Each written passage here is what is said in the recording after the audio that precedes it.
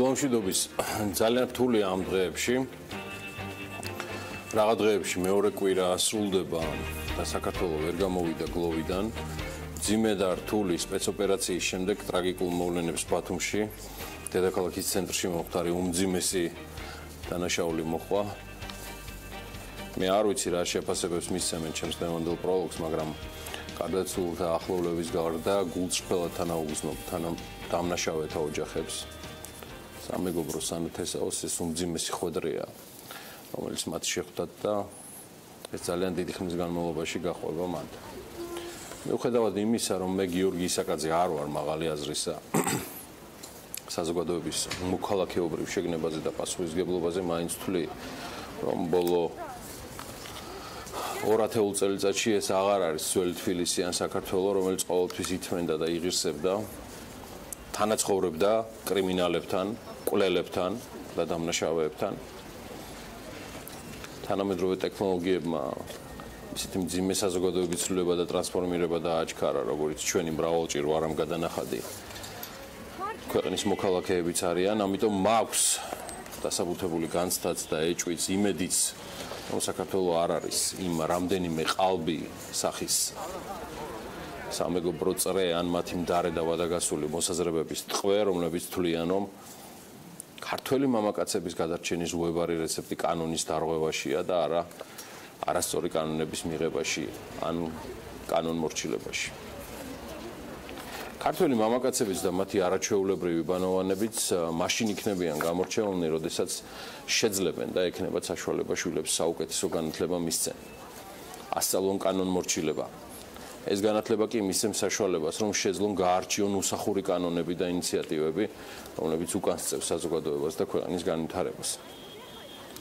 საზოგადოება მხოლოდ მაშინ შედგება წარმატებულად და ექნება პერსპექტივის პრეტენზია, როცა იგი ახალისებს განათლებას და ცხადია, კაპიკია ამ ყველაფრის ფასი თუ ქვეყანაში არ არის ძლიერი ინსტიტუცია სასამართლოს სახით, რომელიც ხდება გარანტი სიმართლისა და ობიექტური პირუთვნელი მსაჯულია.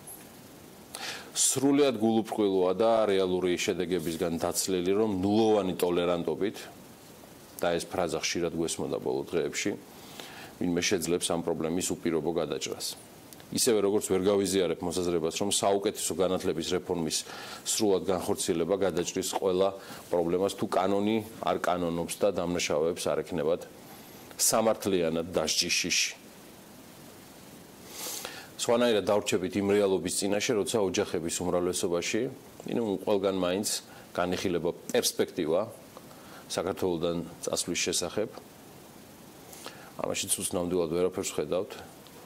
წადით აუცილებლად ისწავლეთ, იშრომეთ და დაბრუნდით საქართველოში იდეებით, შესაძლებლობებით, ტექნოლოგიებით და რაც მთავარია, ცოდნით გაკეთეთ ეს საქმე, რომელიც ნამდვილად გვჭირდება ლაპარაკის ნაცვლად. სიტყვა მოიტანა და მოდი გადავხედოთ სტატისტიკას.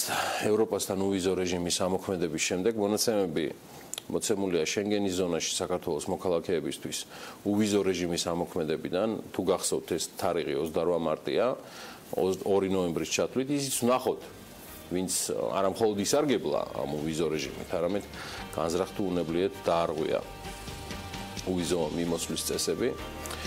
შინაგან საქმეთა სამინისტროს ინფორმაციით, გერმანიაში და გერმანია ლიდერობს ამ სტატისტიკაში საქართველოს 46,045 მოქალაქე მიმოგზაურა. ამავე სტატისტიკის თანახმად, გერმანიის შემდეგ უვიზო რეჟიმით საქართველოს ყველაზე მეტმა მოქალაქემ საბერძნეთში იმოგზაურა, კერძოდ საბერძნეთის საზღვარი უვიზოდ საქართველოს 26,597 მოქალაქემ გადაკვეთა. საქართველოს 22,000-ზე მეტი მოქალაქე, უფრო ზუსტად 22,087 გაემგზავრა იტალიაში.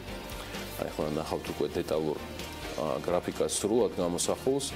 პოლონეთში 13,000-ზე მეტი ადამიანი, 8,348 ესპანეთში, 747 უნგრეთში, კვიპროსში და საფრანგეთში დაახლოებით 7,000, ავსტრიაში და ნიდერლანდებში 4000-მა საქართველოს მოქალაქემი მოგზაურა, ლიტვა, ლატვია 3342 და 2873 მოქალაქე, ჩეხეთი, ბელგია, შვეიცარია, შვედეთში 774-მა საქართველოს მოქალაქემ, პორტუგალიაში 678-მა, ბულგარეთში და რუმინეთში 654 და 514, ესტონეთი 494, ასევე სიაში არის დანია, ხორვატია, ნორვეგია, ფინეთი, სლოვენია, ლუქსემბურგი, სლოვაკეთი, ისლანდია.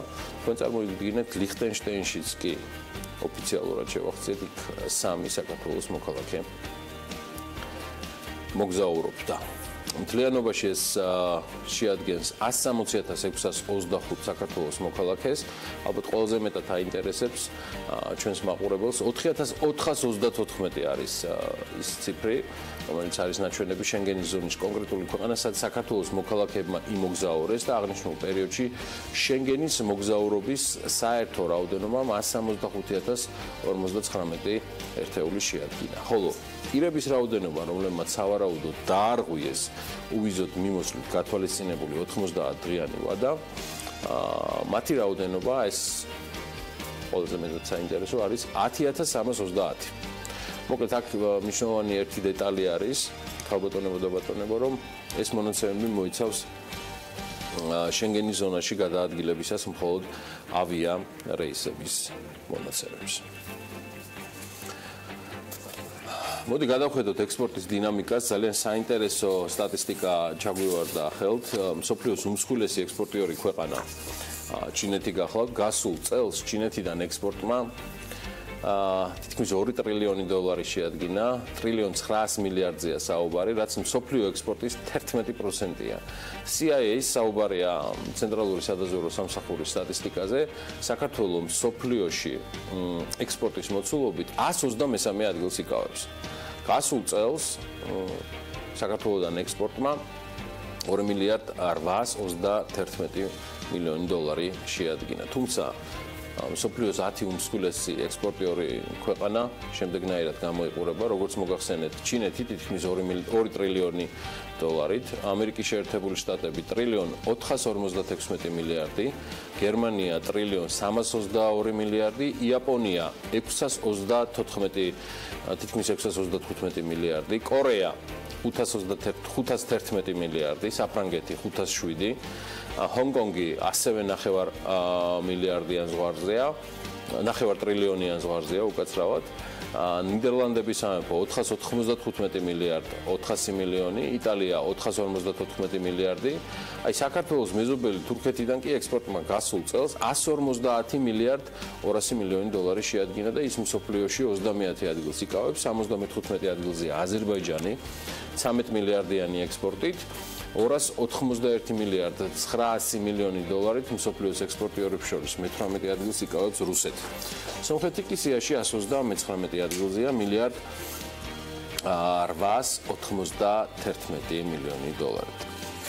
ეხლა ჩვენს მთავარ პრობლემას ინფლაციას და მისგან მომდინარე ფასების თემას დაუბრუნდეთ, ესე ჭრილში ამორშაბას და რეალობა კი ასეთია.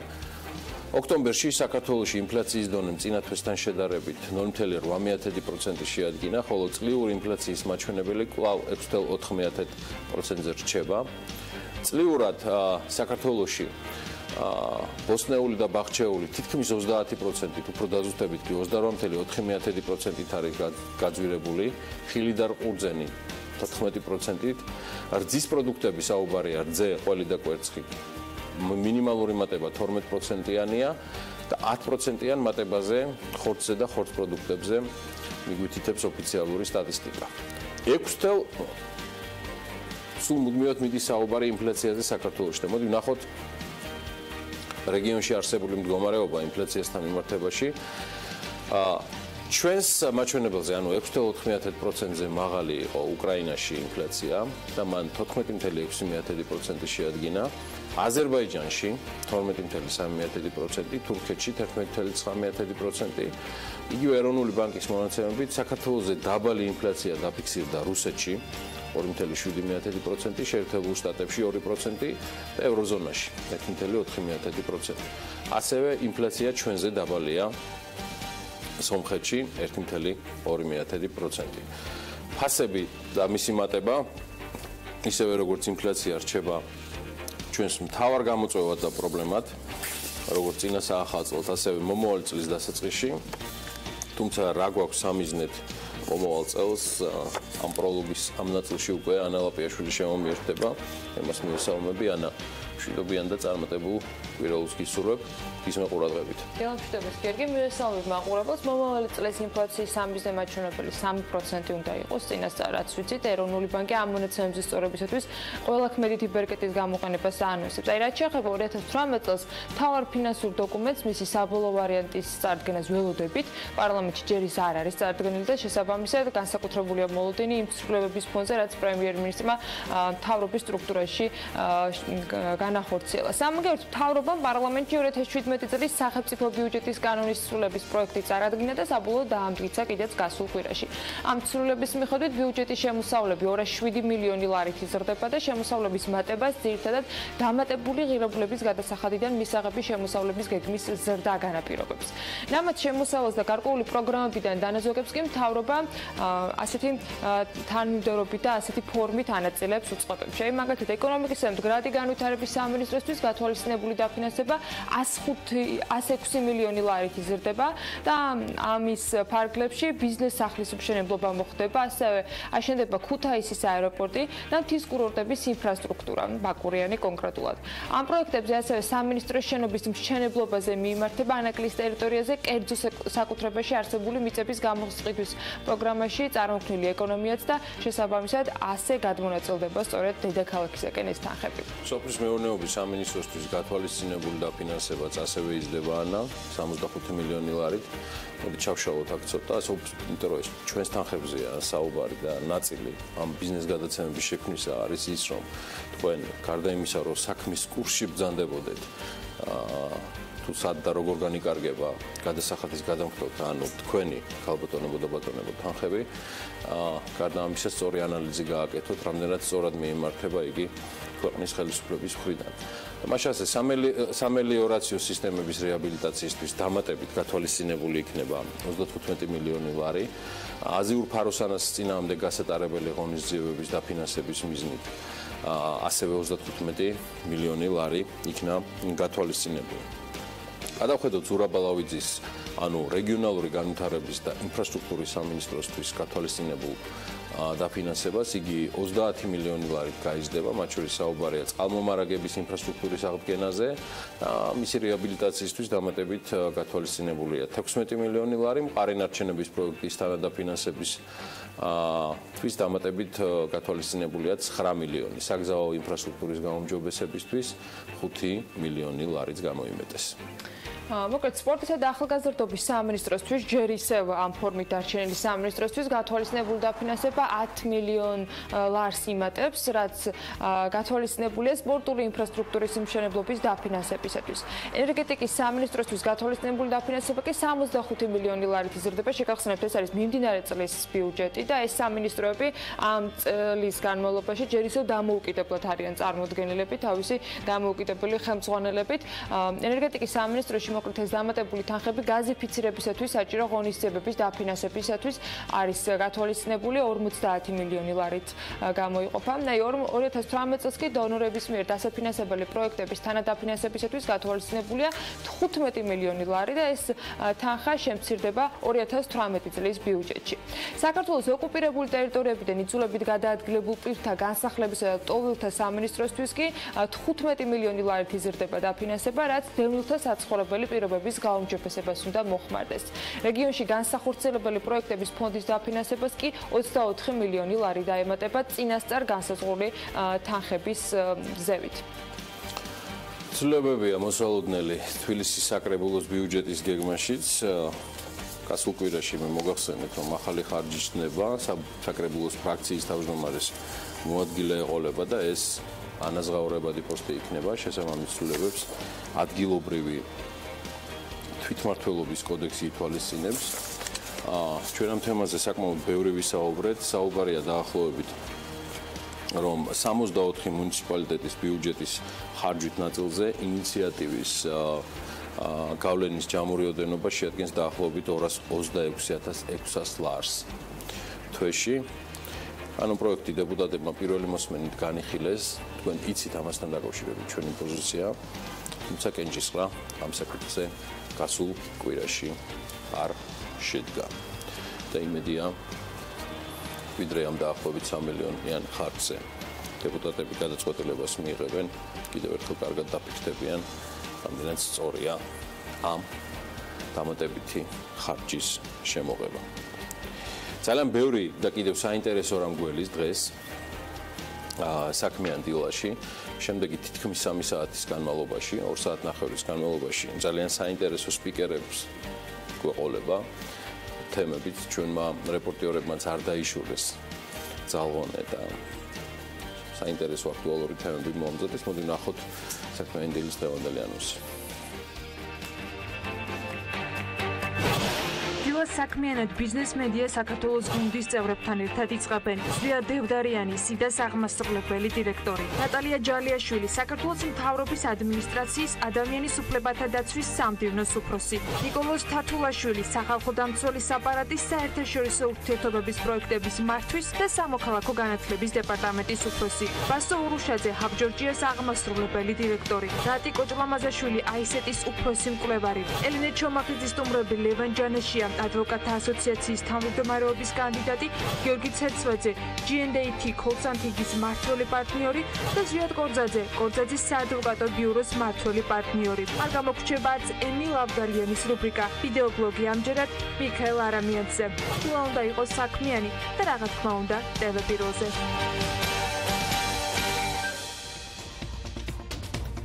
მიმდინარე წლის ნოემბერში, გასული წლის ნოემბერთან შედარებით, საქართველოს ნაერთი ბიუჯეტის საგადასახადო შემოსავლები 192 მილიონი ლარით გაიზარდა, ანუ დაახლოებით 25%.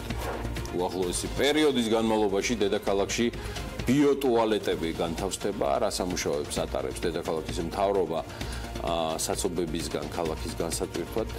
სულ რამდენიმე წამში ანალაპიაშვილის ბიზნეს სიახლეებში. კომპანია დიკა გაკოტრებულად გამოცხადდა და მისი რეგისტრაცია სამეწარმეო რეესტრში გაუქმებულია.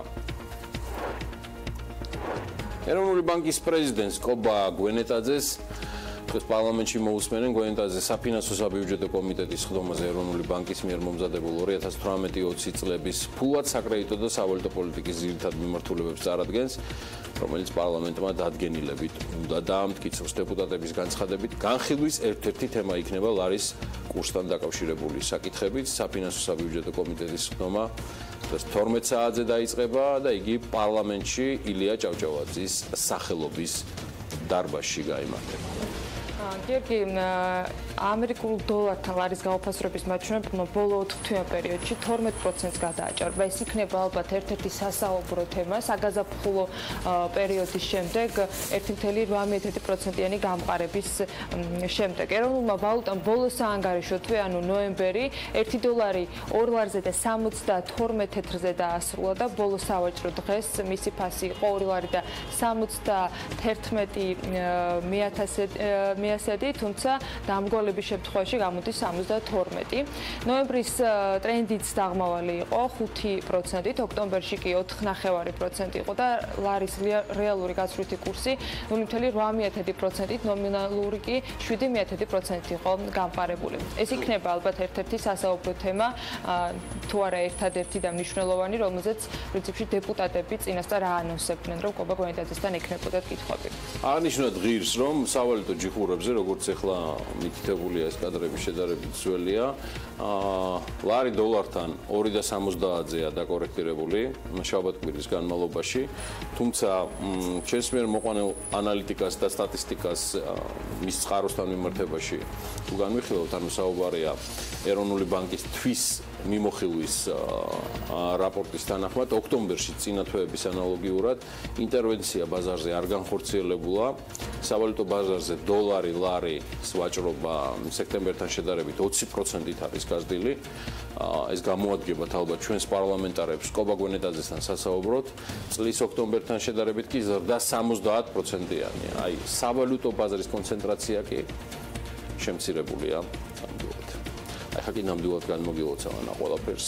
წარმატებულ დღეს გისურვებ შენს, ჩვენს მაყურებელსაც, მშვიდობა და ჯანმრთელობა ჩვენს ოჯახებს და მოდი მოვისმინოთ ძალიან საინტერესო ამბები, ჩემი აზრით მაინც უმთავრესზე ბიზნესზე და ეკონომიკაზე. სულ რამდენიმე წამში ვართ ეთერში.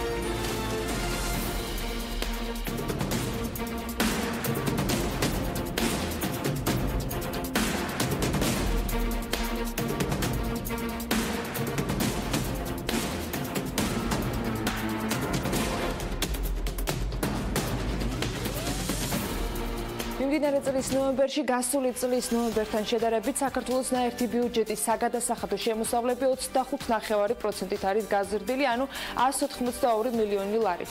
თანხმობრივად ყველაზე მაღალი ზრდა დამატებული ღირებულების გადასახადისაგან მიღებული შემოსავალი არის 64.4 მილიონი ლარი. შემდეგ მოდის აქციზის გადასახადი 41.400.000 ლარით.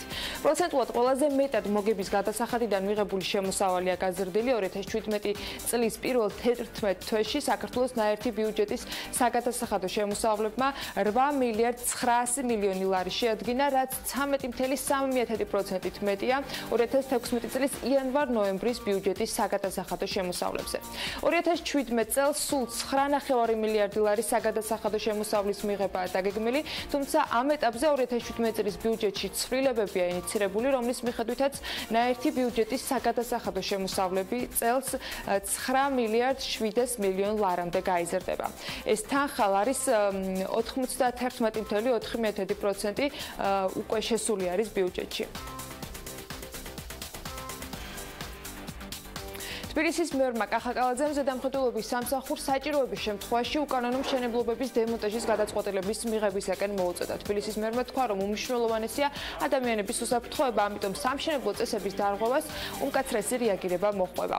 მან თბილისის მერის ზედამხედველობის სამსახურის უფროს მკაცრი ზომების მიღება და უნებართვო მშენებლობების დროული დემონტაჟი დაავალა. უახლოესი პერიოდის განმავლობაში დედაქალაქში ბიოტუალეტები განთავსდება. დედაქალაქის მერის ინფორმაციით გამოვლენილია ტენდერში გამარჯვებული კომპანია, რომელიც ამ სამუშაოებს ჩაატარებს. პროექტი კი უახლოეს მომავალში უნდა გახორციელდეს. კახაკალაძემ ამავე დროს განაცხადა, ეს ყველაფერი თუმცა არ არის ჯერ ცნობილი კომპანია საზოგადოებისთვის, ვინ გახდა გამარჯვებული ან რა თანხაზეა ტენდერი ჩატარებული. კიდევ ერთი სიახლე მერიისგან ის არის, რომ დედაქალაქის მთავრობა ქალაქის საცობებისგან განტვირთვისათვის რამდენიმე ღონისძიების გატარებას აპირებს და რამდენიმე მიმართულებით ერთდროულად მუშაობს. ამას კალაძეც აანონსებს, მათ შორის, რა თქმა უნდა, არის შინაგან საქმეთა სამინისტროსთან თანამშრომლობა და როგორც თბილისის მერმა განაცხადა, თბილსერვის ჯგუფს და მის ხელმძღვანელს უკვე დაევალათ, რომ მათ წარმოადგინონ არჩევნების გატანის გეგმა ისე, რომ ღამის საათებში მოხდეს გატანა და შესაბამისად დღის განმავლობაში არ შეიზღუდოს მოძრაობა. აი, ყვითელი ავტობუსები კი, რომლებიც ყველგან აჩერებენ, ესეთ სერიოზულ პრობლემას წარმოადგენს, აღნიშნავს დედაქალაქის მერი.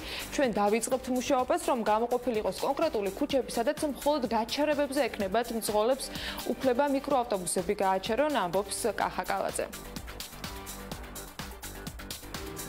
ამავე დროს შინაგან საქმეთა მინისტრმა განაცხადა, რომ ქალაქში საცობების განტვირთვისათვის უკვე რამდენიმე დღეა გარკვეული ღონისძიებები ტარდება. გიორგი გახარიას თქმით, ყველაზე მძიმე გზაჯვარედინებთან, ასევე სკოლებთან მორიგეობენ საპატრულო პოლიციის ეკიპაჟები და ისინი მოძრაობას არ რეგულირებენ.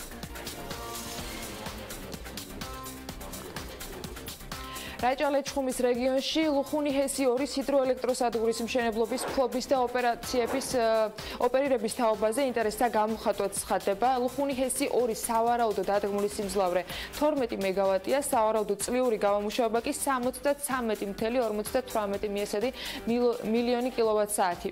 ჰესი ამბროლაურის რაიონში ლუხუნზე აშენდება. აუქციონის პირობების თანახმად კი ინვესტორი ვალდებულია ჰესის მშენებლობა მთავრობასთან გაფორმებული ხელშეკრულების გაფორმებიდან 2 წელში დაასრულოს. პროექტის საწყისი ღირებულება 11.5 მილიონ ლარად არის შეფასებული. თანამედროვე სტანდარტებით აღჭურვილი დაფნის გადამამუშავებელი საწარმო ქართული დაფნა, რომელიც ერთიანი აგროპროექტის ფარგლებშია შექმნილი, სოფლის მეურნეობის მინისტრის მოადგილემ და იმერეთის რეგიონის გუბერნატორმა, ასევე სოფლის მეურნეობის პროექტების მართვის სააგენტოს დირექტორმა მოინახულეს და საწარმო პროცესს გაეცნენ. საწარმო შექმნის ფინანსური მხარდაჭერა, როგორც აღინიშნა, სოფლის მეურნეობის პროდუქციის გადამამუშავებელი და შემნახველი ახალი საწარმოების თანადაფინანსების პროექტის ფარგლებში მოხდა. ინვესტიციის რაოდენობა 597,482 ამერიკულ დოლარს შეადგენს, საიდანაც სახელმწიფოს თანადაფინანსება 239,000 ამერიკული დოლარია. კომპანია წელიწადში 236 ტონას სხვადასხვა ხარისხის დაფნის ფოთოლს აწარმოებს, რისთვისაც მხოლოდ ადგილობრივ ნედლეულს იყენებს. შეპესედიკა გაკოტრებულად გამოცხადდა და მისი რეგისტრაცია სამეწარმეო რეესტრში გაუქმდება. თბილისის საქალაქო სასამართლოს განჩინების მიხედვით, სასამართლოს 2017 წლის 18 ოქტომბერს გადახდის უუნარობის შესახებ განცხადებით შეპესედიკას წარმომადგენელმა გიორგი გვენეტაძემ მიმართა, რომელმაც მოითხოვა გადახდის უუნარობის საქმის წარმოების დაწყება და საზოგადოების გაკონტრება. კომპანიის მაშინდელი მიმართვაში აღნიშნული იყო, რომ რამდენიმე წელია კომპანიაში შექმნილია კრიზისული ვითარება, რაც გამოწვეულია ვაჭრობის მკვეთრი შემცირებით და 2014-17 წლებში ეროვნული ვალუტის დევალვაციით. საქართველოსა და მაკედონიის საავიაციო ხელისუფლებებს შორის კი ურთიერთგაგების მემორანდუმი გაფორმდა. ორი ქვეყნის საავიაციო ხელისუფლებებს შორის გაფორმებული შეთანხმება თანამშრომლობის გაღრმავებას, ევროკავშირის მოქმედი რეგულაციების და დირექტივების დანერგვის კუთხით ითვალისწინებს, ასევე ინფორმაციისა და საუკეთესო პრაქტიკის გაზიარებას, საჰაერო ხომალდის ექსპლუატანტების, აეროპორტების, საერნაოსნო მომსახურების საწარმოების სერტიფიცირებას, საჰაერო ხომალდების რეგისტრაციას, ავიასპეციალისტთა ლიცენზირების, უცხო ქვეყნის საჰაერო ხომალდების ინსპექტირების და საავიაციო უშიშროებისა და ძირითადი მიმართულებების კუთხით. ასე იყო გასული უქმეების ბიზნესი ახლების მხოლოდ ნაწილი, დანარჩენს ბიზნესი ახლების უკვე მეორე კოლაში შემოგთავაზებთ. ახლა კი დრო არის, რომ ნახოთ როგორი იყო სავალუტო ბაზარზე მდგომარეობა ამ შაბათ-კვირას.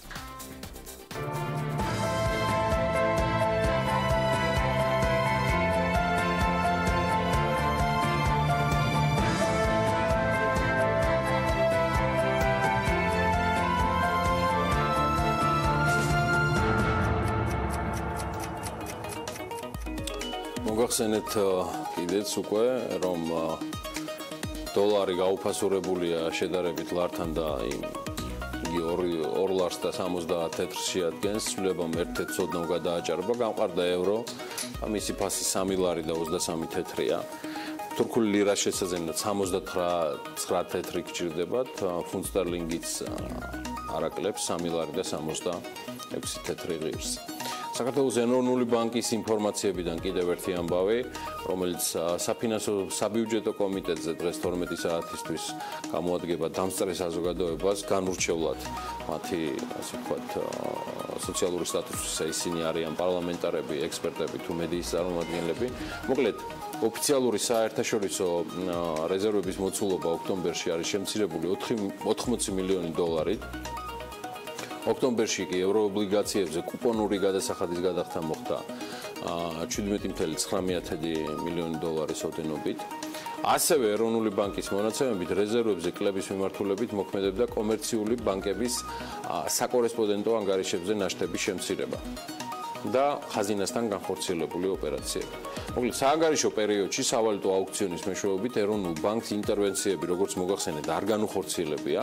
ამასთან ლარის რეალური ეფექტური გაცვლითი კურსი 0,8%-ით, ხოლო ნომინალური ეფექტური გაცვლითი კურსი გამყარებულია 0,7%-ით. დოლარის მიმართ ოფიციალური გაცვლითი კურსი 2 ლარი და 47 თეთრიდან 2 ლარ და 58 თეთრამდე შეიცვალა, ანუ გაუფასურება არის 5%-იანი. მოკლედ 31 ოქტომბრის მდგომარეობით, ეს ოფიციალური სტატისტიკა რაც გვაქვს, უცხოური ვალუტის ოფიციალურმა რეზერვებმა 2 მილიარდ 700 მილიონი დოლარი შეადგინა, აქედან 1 მილიარდ 935 მილიონი დოლარი ფასიან ქაღალდებშია განთავსებული, ხოლო 808 მილიონი დოლარი ნაღდი უცხოური ვალუტის და დეპოზიტების სახით გახლავთ წარმოდგენილი. გადავიდეთ შედარებით უფრო მარტივ საპროგნოზო მოცემულობაზე და ეს გახლავთ გარემოს ეროვნული სააგენტო და მისი ინფორმაცია ამინდის პროგნოზთან დაკავშირებით რა ამინდი გველის დღეს და მთელი კვირის განმავლობაში ამას ნაწილობრივ უკვე ანა ლაპიაშვილი გაგაცნობთ. ამინდის პროგნოზის სპონსორია SEU Development. გარემოს ეროვნული სააგენტოს ინფორმაციით ამინდი საქართველოში განპირობებული იქნება სამხრეთიდან გადმონაცვლებული თბილი ჰაერის მასებით და მოსალოდნელია დროგამოშვებით ღრუბლიანობის მომატება. უნალექოთ ჩაივლის დღე და ზოგან იქნება ნისლი. დასავლეთ საქართველოში კი დღის პირველ ნახევარში ზოგან იქროლებს აღმოსავლეთის მიმართულების ძლიერი ქარი. სოხუმში 20 გრადუსი იქნება, ბათუმშიც 20 გრადუსი დაფიქსირდება და ქობულეთში მთლად 21 გრადუსია მოსალოდნელი. ფოთში 20 გრადუსია ნავარაუდევი, ქუთაისში 17, ზუგდიდში 18, ოზურგეთში კი 20. ონში 12 გრადუსი იქნება მაქსიმალური ტემპერატურა, გორში 13, ცხინვალში კი 12. მარნეულში დღის განმავლობაში 11 გრადუსი დაფიქსირდება, რუსთავში 12, ახალციხეში კი 11 გრადუსი. ბორჯომში 13 გრადუსი არის მაქსიმალური ტემპერატურა დღევანდელი პროგნოზით, ბაკურიანში 10, ახალქალაქში 7, სტეფანწმინდაში კი 5. თელავში უნალექოთ ჩაივლის დღე და 11 გრადუსი იქნება, თბილისში დროგამოშვებით ღრუბლიანობა მოიმატებს, დედაქალაქშიც უმეტესად უნალექოთ ველოდებით დღის გავლას, ჰაერის მაქსიმალური ტემპერატურა კი 12 გრადუსი იქნება. მადლობა ანას, ჩვენ გავდივართ მოკლე რეკლამაზე, კიდევ ერთხელ ყველას წარმატებულ დღეს გისურვებთ. ძალიან საინტერესო საქმიანი დილა გველის უკვე შეავსეს სტუმრების ნაწილმა ზოვრეთის პირველში Pirveli შენობაში მდებარე სტუდიების კულისები. დაგველოდეთ, წარმატებული და ბედნიერი დღე. სულ მალე გავაგრძელებთ.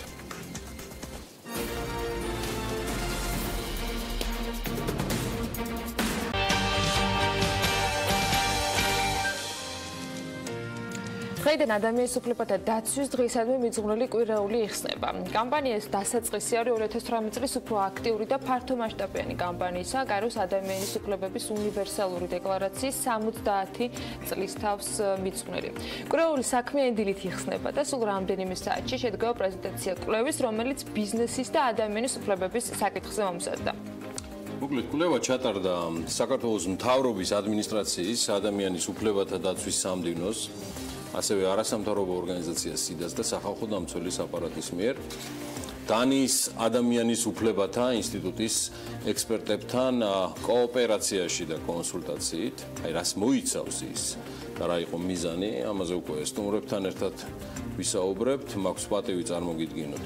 ზვიად დევდარიანი, სიდას აღმასრულებელი დირექტორი, ნატალია ჯალიაშვილი, საქართველოს მთავრობის ადმინისტრაციის ადამიანის უფლებათა დაცვის სამდივნოს ხელმძღვანელი და ნიკო თათულაშვილი, სახალხო დამცველის აპარატის საერთაშორისო ურთიერთობების პროექტების მართვისა და სამოქალაქო განათლების დეპარტამენტის უფროსი. დილამშვიდობის. როგორ გრძნობ თავს დილიდან? ესე ადრიანად ხნეთ, ხო? ზვიად თქვენ შეჩვეული ხართ ამ სტუდიაში ამ დროს ყოფნას. ხო, ეს განსაკუთრებულ სიამოვნებას მას არ გვრის, უბრალოდ აი ესე მოგვესალმეთ. დავიწყოთ. როგორც ვიცით, დღეს სულ რამდენიმე საათში დაიწყოს პრესკონფერენცია და პრეზენტაცია. პირველ რიგში მაინტერესებს, რატომ გახდა საჭირო და საიდან გაჩნდა იდეა, რომ ბიზნესის ნაწილში ამ შემთხვევაში გააკეთებინათ ეს კვლევა და რას ელოდებოდით და რა მიიღეთ შედეგად. ნატალია დავიწყოთ, იმიტომ რომ ისედაც ისე ვართ გადანაწილებული აღნიშნებიდეს. დილამშვიდობისა, მოგესალმებით, მადლობა მოწვევისთვის.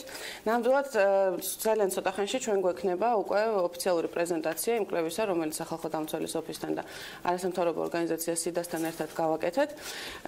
ეს ყველაფერი დაიწყო იქიდან, რომ სიდა მოგმართა ჩვენ ამ წინადადებით, რომ ჩვენ სამოქმედო გეგმაში, რომელიც ეხება ადამიანის უფლებების დაცვას და გახლავთ სამთავრობო სამოქმედო გეგმა, რომელსაც საქართველოს მთავრობა ყოველ 2 წელიწადში ერთხელ იმუშავებს, ამ სამოქმედო გეგმაში ასევე, ასე ვთქვათ, გარკვეული ნაწილი ყოფილიყო, დათმობილიყო ბიზნესისა და ადამიანის უფლებების საკითხებს. ჩვენ ეს, ასე ვთქვათ, თხოვნა თუ მომართვა გავიზიარეთ, რა თქმა უნდა, ძალიან ცოტა ხანში ამის შემდეგ ჩვენ შევქმნით ესეთი პირველადი ვერსია, მოკლედ იმ სპეციალური თავის ადამიანის უფლებათა სამთავრობო სამოქმედო გეგმის თავის, რომელიც ბიზნესისა და ადამიანის უფლებების საკითხს მიეძღვნა, თუმცა იქ მხოლოდ დავისახეთ ძალიან მინიმალისტური გეგმები და ერთ-ერთი ასეთი გეგმა სწორედ იყო ასეთი ტიპის კვლევის მომზადება.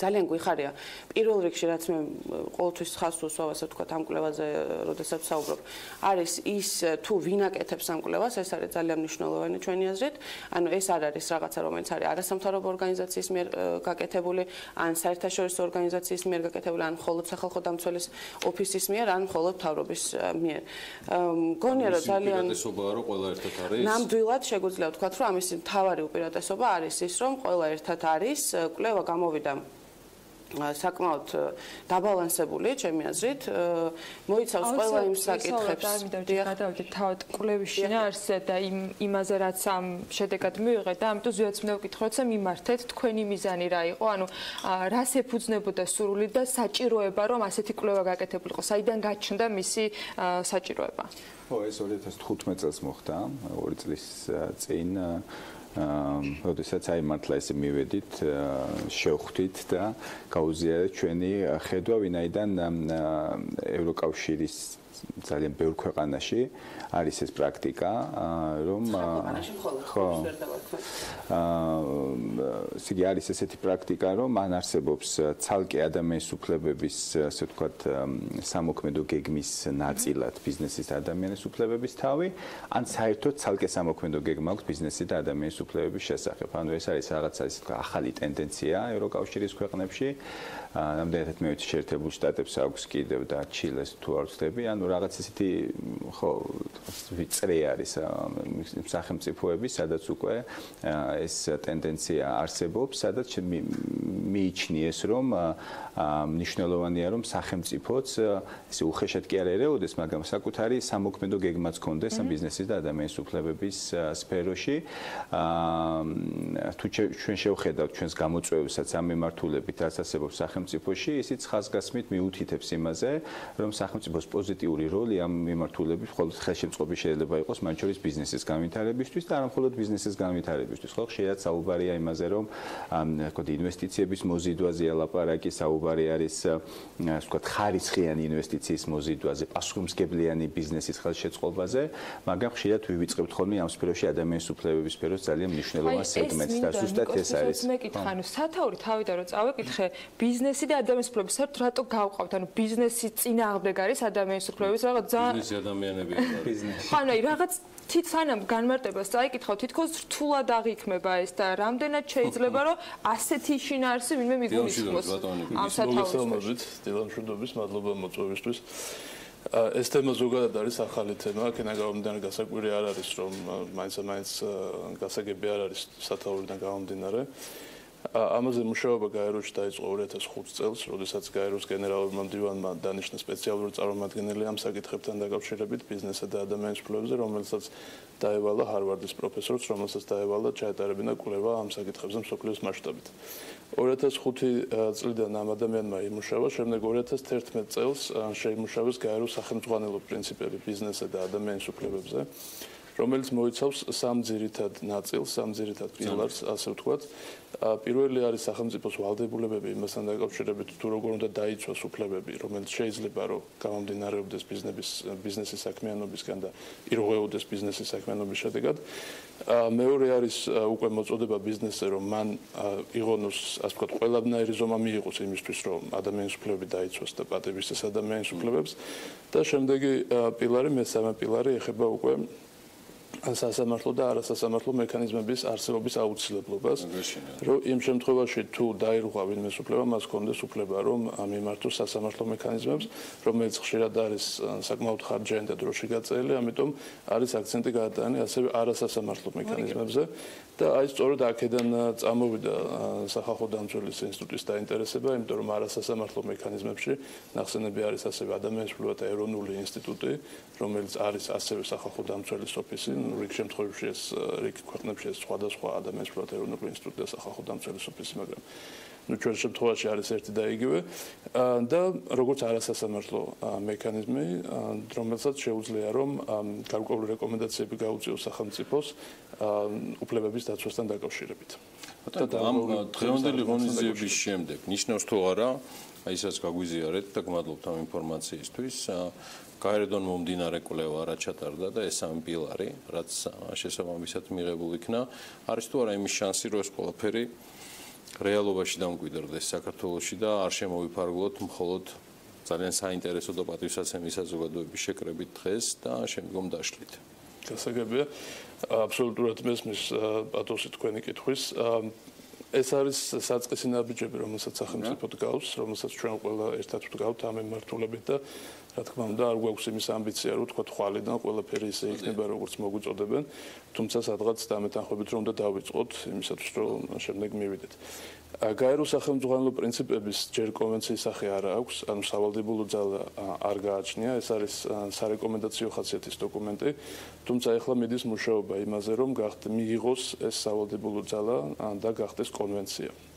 რომლის ხელშეკრულ მხარეებსაც, რომლის ხელმომწერ მხარეებსაც უკვე ვალდებულება ექნებათ ოფიციალურად, რომ ეს პრინციპები რაც არის იქ ნახსენები და საკმაოდ დეტალურად არის ეს პრინციპები გაწერილი, უკვე გადაიტანონ რეალობაში. შემდეგ უკვე სახელმწიფოს პოლიტიკური ნება როგორ დრას იჩქარით და როგორ განავითარებს ამ პროცესს. დაინებოთ. შეიძლება რომ დავამატოთ ამას. ეს კვლევა პირველ რიგში ჩვენ დაგვჭირდა იმისთვის, რომ გაგვეწერა სამოქმედო გეგმა, ანუ ჩვენი ხედვა გაგვეწერა. ეს არ არის კვლევა კვლევისთვის და ესეც სრულიად მე კარგად მისმის შეგრძნება, რომ ბევრი კვლევა ტარდება. ბევრი პატრიციული საზოგადოება მოწვეული არის ხოლმე და მე იშლება ეს საზოგადოება და არავის აღარ ახსენდება კვლევა. კი, კვლევა ნამდვილად არ ახსენდება ხოლმე ხშირად ადამიანებს, მაგრამ ანუ აქ მთავარი ამოსავალი წერტილი ჩვენი არის ამ კვლევის შედეგად სამოქმედო გეგმის გაწერა.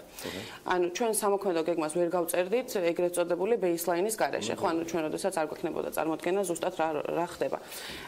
მნიშვნელოვანი არის ის, რომ აი ამ შემადგენლობით, ამ ჩართულობით მოხდა ამ კვლევის გაკეთება. ჩვენ ამ თვის განმავლობაში ვგეგმავთ ყველა დაინტერესებულ ორგანიზაციასთან ერთად რამდენიმე სამუშაო შეხვედრის ჩატარებას იმისთვის, რომ ის სამოქმედო გეგმის შესაბამისი თავი. ადამიანის სრულად სამოქმედო გეგმა არის უზარმაზარი დოკუმენტი. 29 თავი იქნება შემდეგ რედაქციაში, ასე ვთქვათ, შემდეგი 3 წლისთვის რაც იქნება მოქმედი. და ერთ-ერთი ასეთი თავი იქნება ბიზნესისა და ადამიანის უფლებების შესახებ და ეს კვლევა პირველ რიგში გვჭირდება იმისთვის, რომ ის თავი კარგად დავწეროთ, ანუ კარგად წარმოვიდგინოთ რა პრობლემები გვაქვს და დიდი კვლევა დაწვრილებით არის. აი, რამდენიმე პუნქტი თუ შეგვიძლია რომ გამოვყოთ ისეთი, რაც მნიშვნელოვანი თვლით რომ არის ისეთი, რაც თქვათ მაყურებელს დაინტერესებს ჩვენთვის ეს იქნება. სანამ ნატალიასთან ვსაუბრობთ, აი ეს სახელმწიფოს ამ შემთხვევაში თქვენი სახით პირადად თქვენ ცხადი არ გულისხმობთ. როგორ შეუძლია უზრუნველყოს აი ეს ნაბიჯები, რაც თქვენ ბრძანეთ, რომ ეხლა არის რეალურად შექმნილი რაღაც გარკვეული ბაზისი საიმისოთ, რომ შემდგომ უკვე სამოქმედო გეგმა იყოს და იმან რაღაცა ის ლეგალური სახე მიიღოს და არ დაემსგავსოს იმ თემას, რაზეც მე და თქვენ სულ 3-4 წუთის წინ შევთანხმდით, რომ კვლევა კვლევისთვის, სამოქმედო გეგმა სამოქმედო გეგმისთვის და რატომ თავარი დარჩება თუ არა ის საზოგადოება, რომელიც თქვენს და ჩვენს ძალიან მოგწონს, რომელიც იყო დასაწყისში ამ კვლევის ნაწილი. დარჩება ეს საზოგადოება აუცილებლად და ამ საზოგადოებას დაემატება, იმიტომ რომ ადამიანის უფლებათა სამთავრობო სამოქმედო გეგმა არის ერთ-ერთი და ზოგადად ჩვენი ადამიანის უფლებათა მექანიზმი არის ერთ-ერთი საუკეთესო მექანიზმი, რაც არის მიჩნეული ასევე გაეროს მიერ ჩვენი ესე ვთქვათ პოზიცია გაეროს ადამიანის უფლებათა საბჭოშიც ხშირ შემთხვევაში ამას ხაზი ესმევა ამას ძალიან ბევრ ფორმატში და ნამდვილად ეს ასე არის. ადამიანის უფლებათა სამოქმედო გეგმა სრულდება, ეს არ არის ის დოკუმენტი, რომელსაც ვიღაცა შემოდებს ესე ვთქვათ თაროზე და მე აღარს აღარ ახსენდება. ნამდვილად სრულდება, ასე რომ თუ საუბრობთ იმაზე, რომ რამდენად შესრულდება ის, რაც დაიწერება, შესრულდება ძალიან დიდი დოზით, ასე ვთქვათ, ვერავინ ვერ იქნება წინასწარ პასუხისმგებელი, ახლა 3 წლის მერე რა მოხდება ცხადია. მაგრამ ის, რომ სამოქმედო გეგმა დაიწერება ყველა დაინტერესებული პირის ჩართულობით, ეს უკვე არის ტრადიცია, რომელიც ძალიან მოგწონს, ამ ტრადიციას ვასრულებთ, უბრალოდ ვაგრძელებთ და ამ შემადგენლობას ნამდვილად დაემატება. უკვე ჩვენ დაახლოებით ერთი რამდენ ორგანიზაციასთან გვაქვს. ჩვენ გავმართეთ ასევე რეგიონული ორი შეხვედრა რეგიონში, გავმართეთ სხვადასხვა ფორმატში, ასევე ასევე ბიზნესთან იყო კონსულტაცია ხო CSR კლუბის სახელმწიფო წარმომადგენლებთან ცხადია. გარკვეული არასამთავრობო ორგანიზაციები არიან დაინტერესებულები ამ კვლევის ცალკეული მიმართულებებით და ასე რომ ეს ჩართულობითი პროცესი ნამდვილად იქნება, თუმცა ისე უნდა ძალიან მნიშვნელოვანია ერთ რაღაცა გვახსოვდეს, რომ ამ კვლევის შედეგები უნდა გავყოთ აუცილებლად ორ ნაწილად. ერთი არის ის, რაც შეუძლია რომ გააკეთოს მთავრობამ, ანუ შეუძლია წახალისების მიმართულებით, რა შეუძლია რომ გააკეთოს პასუხისმგებლიანი ბიზნესის კომპონენტში და ასევე არის საკანონმდებლო სივრცე, რომელიც გამოიკვეთა, რომ საკმაოდ ესეთი მოკლედ მეტია სამუშაო ამ მიმართულებით და აქ საქართველოს მთავრობა ბუნებრივია რომ მერეკნება. თქვენი აზრით, მაინც ვინ არის გამორჩეული როლის მქონე ამ პროცესში მისი შემდგომი წარმატებით იმპლემენტაციის უზრუნველსაყოფად? შეიძლება რაღაც ერთ-ორ მონაწილეზე კონცენტრირება თუ ეს მაინც რჩება ეგრეთ წოდებული როგორც კოლექტიური პასუხისმგებლობა არ ვარ ამ შემთხვევაში, მაგრამ რაღაც გადანაწილებული პასუხისმგებლობის მქონე ადამიანების ჯგუფი.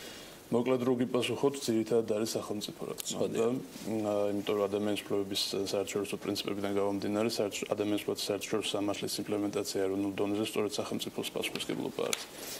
და სწორედ აქ მივდივართ ბიზნესსა და უფლებებზეც. მაგრამ თუ უფრო განვავრცობთ ამ პასუხს, მაშინ რა თქმა უნდა ყველა დაინტერესებული მხარის, ყველა stakeholder-ის, ასე ვთქვათ, ინგლისურ ტერმინს თუ გამოვიყენებთ, ჩართულობა ამ პროცესში არის მნიშვნელოვანი. ანუ აქ უნდა ჩაერთოს როგორც სახელმწიფოს მხარე, ისე უნდა ჩაერთოს ბიზნესის მხარე და ისე უნდა ჩაერთოს დასაქმებულების მხარე. ბიზნეს ომბუდსმენის აპარატი იყო ბატონიკო ამაში ჩართული?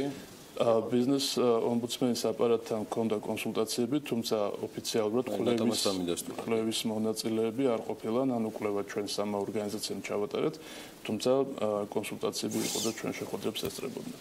ზუსტად თქვენ იმიტომ რომ ხა ამ შემთხვევაში ნატასან ნიკოს რო ვკითხო ეს ამბავი პასუხს მივიღებ დარწმუნებული ვარ, მაგრამ წინა კვირას გავაჟღერე რომ იმ ტალღაზე როცა სტრუქტურული ცვლილებები მიდის ქვეყანაში და აგერ არჩევნებრივი კვლევა ჩაგვიტარებია და დავადასტურეთ რომ ბიზნესიც რაღაცა უფლებები ადამიანებიც არიან თურმე და რა ცოტა უტრირებულად და ნახევრად ხუმრობით დილა შედარებით ეს თემები უხდება. რასაჭიროა ბიზნეს ომბუდსმენის სტრუქტურა, ცალკე როცა არსებობს სახალხო დამცველის ინსტიტუტი. ამაზე ჩვენ ცალკე პროლოგი გქონდა, ეს ამ შემთხვევაში პირდაპირ თქვენ დღევანდელ ღონისძიებას არ უკავშირდება, არც იმ ცვლილებებს გულისხმობ, რაც მოხდა არჩევა ახალი სახალხო დამცველისა, მაგრამ აგერ კვლევა სტრუქტურული ცვლილებები არ შეიძლება რომ ეს ყველაფერი რაღაც ერთ ადგილას იყოს გაერთიანებული და ბიზნეს არ აქვს ნამდვილად მაგის განცდა თავის ცოდვებით ეყოფა და მადლიც, მაგრამ ეს ყველაფერი ერთ სტრუქტურაში რომ მოიყაროს თავი, თქვენი შეფასება როგორია ესე დილა ადრიან? არ ვიცი, ახლა ეს ესეთი ალბათ ყველა სახელმწიფოს თავისი მიდგომა აქვს. ახლა ზოგადად მედია ომბუდსმენიც არსებობს და ანუ იმის მიხედვით რა გამოწვევებია სახელმწიფოში, თავად სახელმწიფო იღებს რაღაც ტიპის გადაწყვეტილებას. ხო, რაღაც ტიპის გადაწყვეტილებას სად რა უნდა იყოს. მნიშვნელოვანია რომ ესმის თქვენი ეს თქვა კითხვის შინაარსი რაღაც ეფექტიანად იყოს ეს ყველაფერი ორგანიზებული და ამ შემთხვევაში ყველა სექტორ შეეძლოს რომ საკუთარი უფლებების დაცვის ნაწილში რაღაცა ეფექტიანად განახორციელოს ეს მექანიზმი. შემდგარი აპარატია, შემდგარი სტრუქტურაა, კომპეტენტური ხალხია, რატო არა? თუმცა უნდა ითქვას, მათ ჩვენა რამე დამატებითი სტრუქტურის ან არსებული სტრუქტურების სხვანაირად მუშაობის აუცილებლობა საჭიროება? ითქვას რომ ეს მათ შორის ეს პროცესიც არის ევროკავშირთან ასოცირების ხელშეკრულებითაც ვთქვათ მოთხოვნილი პროცესი, ეს ძალიან მნიშვნელოვანია, ის რომ სახელმწიფოს როლი უნდა გააქტიურდეს ბიზნესის ადამიანის უფლებების სფეროში, ეს არის ჩვენი ნება შიდა და ამიტომაც მოხდა ეს პროცესი ძირითადად, თუმცა ეს არის რაღაც ევროკავშირის ვთქვათ დირექტივას თუ შეიძლება ასე ითქვას შეთანხმების ნაწილში, ვინაიდან იქ ეს პროცესი ძალიან აქტიურად არის და ზოგადად ეს ტენდენცია რომ ასე ვთქვათ ბიზნესმა მეტი პასუხისმგებლობა აიღოს და სუფთა პიარის და საქველმოქმედო საქმიანობის ასე ვთქვათ მიღმა გააქტიუროს საკუთარი მუშაობა სწორედ იმ მიმართულებით, რომ თავად გახდეს პასუხისმგებლიანი, ანუ არა ერთჯერადი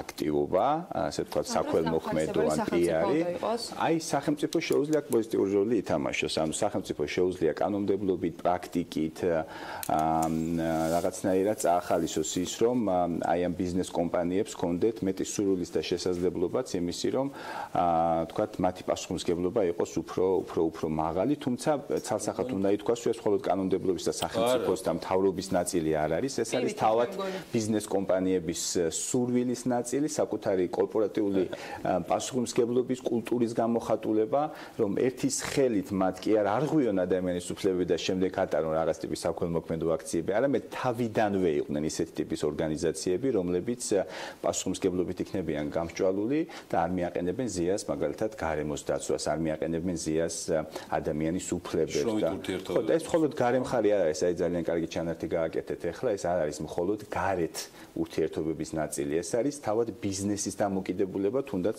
საკუთარი თანამშრომლების მიმართ. არის რაიმე იმედის მომცემი ან საინტერესო ისედია, რაც მე გავაჟღერე. ბიზნეს ომბუდსმენის აპარატის გაუქმებასთან დაკავშირებით. გაუქმებას არ გულისხმობ. ამ შემთხვევაში შერწყმას გულისხმობ. ხო, არ ვიცი. ნამდვილად დაველოდოთ როგორ განხორციელდება ეს? როგორ დაიგეგმება ჯერ და მე როგორ განხორციელდება. ხო, ამას რაღაცა კომუნიკაცია ნამდვილად დაჭირდება. რა არის იმედის მომცემი? იმედის მომცემი არის, რასაც ზვიადი ამბობდა. ანუ ბიზნეს მზაობა არის ძალიან იმედის მომცემი, რომ ამ თემებზე კონდეს კომუნიკაცია. ჩვენ ძალიან ფრთხილად ვცდილობდით, აი ზვიადიც და ნიკოს დამეთანხმებიან, მე პირადად ყველა თავიდან ამ შეხვედრებს, როდესაც გეგმავდით და რო ხდებოდით ამ ხალხს, ძალიან 30 ჯერ მოკლედ ვიმეორებდი, რომ ჩვენ ძალიან ფრთხილად ვცდილობთ ამ საკითხების, ასე ვთქვათ, პირველ ეტაპზე გამოკითხვას, რა მდგომარეობა არის, არავისთვის არაფრის თავზე მოხვევას არ ვაპირებთ და ასე შემდეგ. თუმცა მზაობა დაგვხვდა უფრო მეტი, ვიდრე ჩვენ ნამდვილად წარმოვიდგენდით და თვითონ ძალიან ბევრი ბიზნესი დავინახეთ საკმაოდ მაღალი პასუხისმგებლობის, სოციალური პასუხისმგებლობის განცდით და აბსოლუტური აღქმით იმისა, რომ ეს მათთვისვე არის გარკვეული ბენეფიტის მომცემი და არის უბრალოდ ძალიან ესეთი კარგი თემები, რაზეც თვითონ შეუძლიათ. ხოლმე მახარებს ეს ამბავი, რაზეც ახლა ნატალია საუბრობდა. მადლობელი ვარ მოგზანებისთვის. წარმატებულ ონიზებას გისურვებთ, ჩატარებას მისას დარწმუნებული ვარ. წარმატებულად ჩატარდება. მადლობა. თუმცა დღეს მხოლოდ იწყება. ზვიად დევდარიანს, აი, ხო რაღაცა ის თავი მოუყარე. თუ გინდა რაღაცა შეალამას, არა? არა, ხო, კაი. მაშინ მადლობა სიგას აღმასრულებელ დირექტორს ზვიად დევდარიანს. დიდი მადლობა ასევე ნატალია ჯალიაშვილს, იგი შეგახსენებთ გახოთ საქართველოს მთავრობის ადმინისტრაციის ადამიანის უფლებათა დაცვის სამდინოს ხელმძღვანელი და ჩვენთან ერთად ასევე იყო ნიკო თათულაშვილი, რომელიც სახალხო დამცველის აპარატს წარმოადგენს და გახლავთ საერთაშორისო ურთიერთობების პროექტების მართვისა და სამოქალაქო განათლების დეპარტამენტის უფროსი.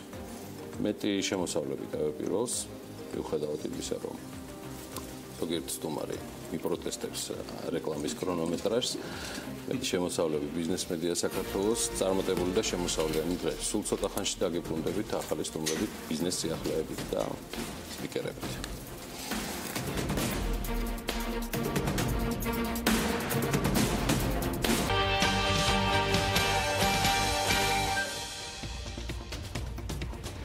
სამეგრელო ზემო სვანეთში სასტუმროების მშენებლობის მიმართ ინვესტორების ინტერესი მაღალია. კორეის რესპუბლიკის წამყვანმა ტურისტულმა კომპანიამ ქვეყნის მასშტაბით ოფიციალურად დაიწყო საქართველოში სამოგზაურო ტურისტული პაკეტების გაყიდვა. ავსტრალიის შტატ სამხრეთ ავსტრალიაში მსოფლიოში ყველაზე დიდი ლითიუმ იონის ბატარეა ამუშავდა.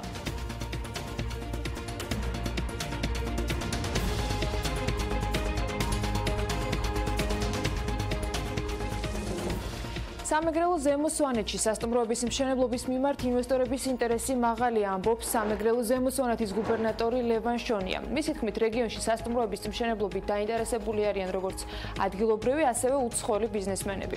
შონიას ინფორმაციით, მესტიაში იგეგმება 25 ნომრიანი მაღალი დონის სასტუმროს მშენებლობა ქართველი ინვესტორების მხრიდან. ზუგდიდში კი სასტუმროს მოწყობა ჩეხ და უნგრელ ბიზნესმენებს სურთ.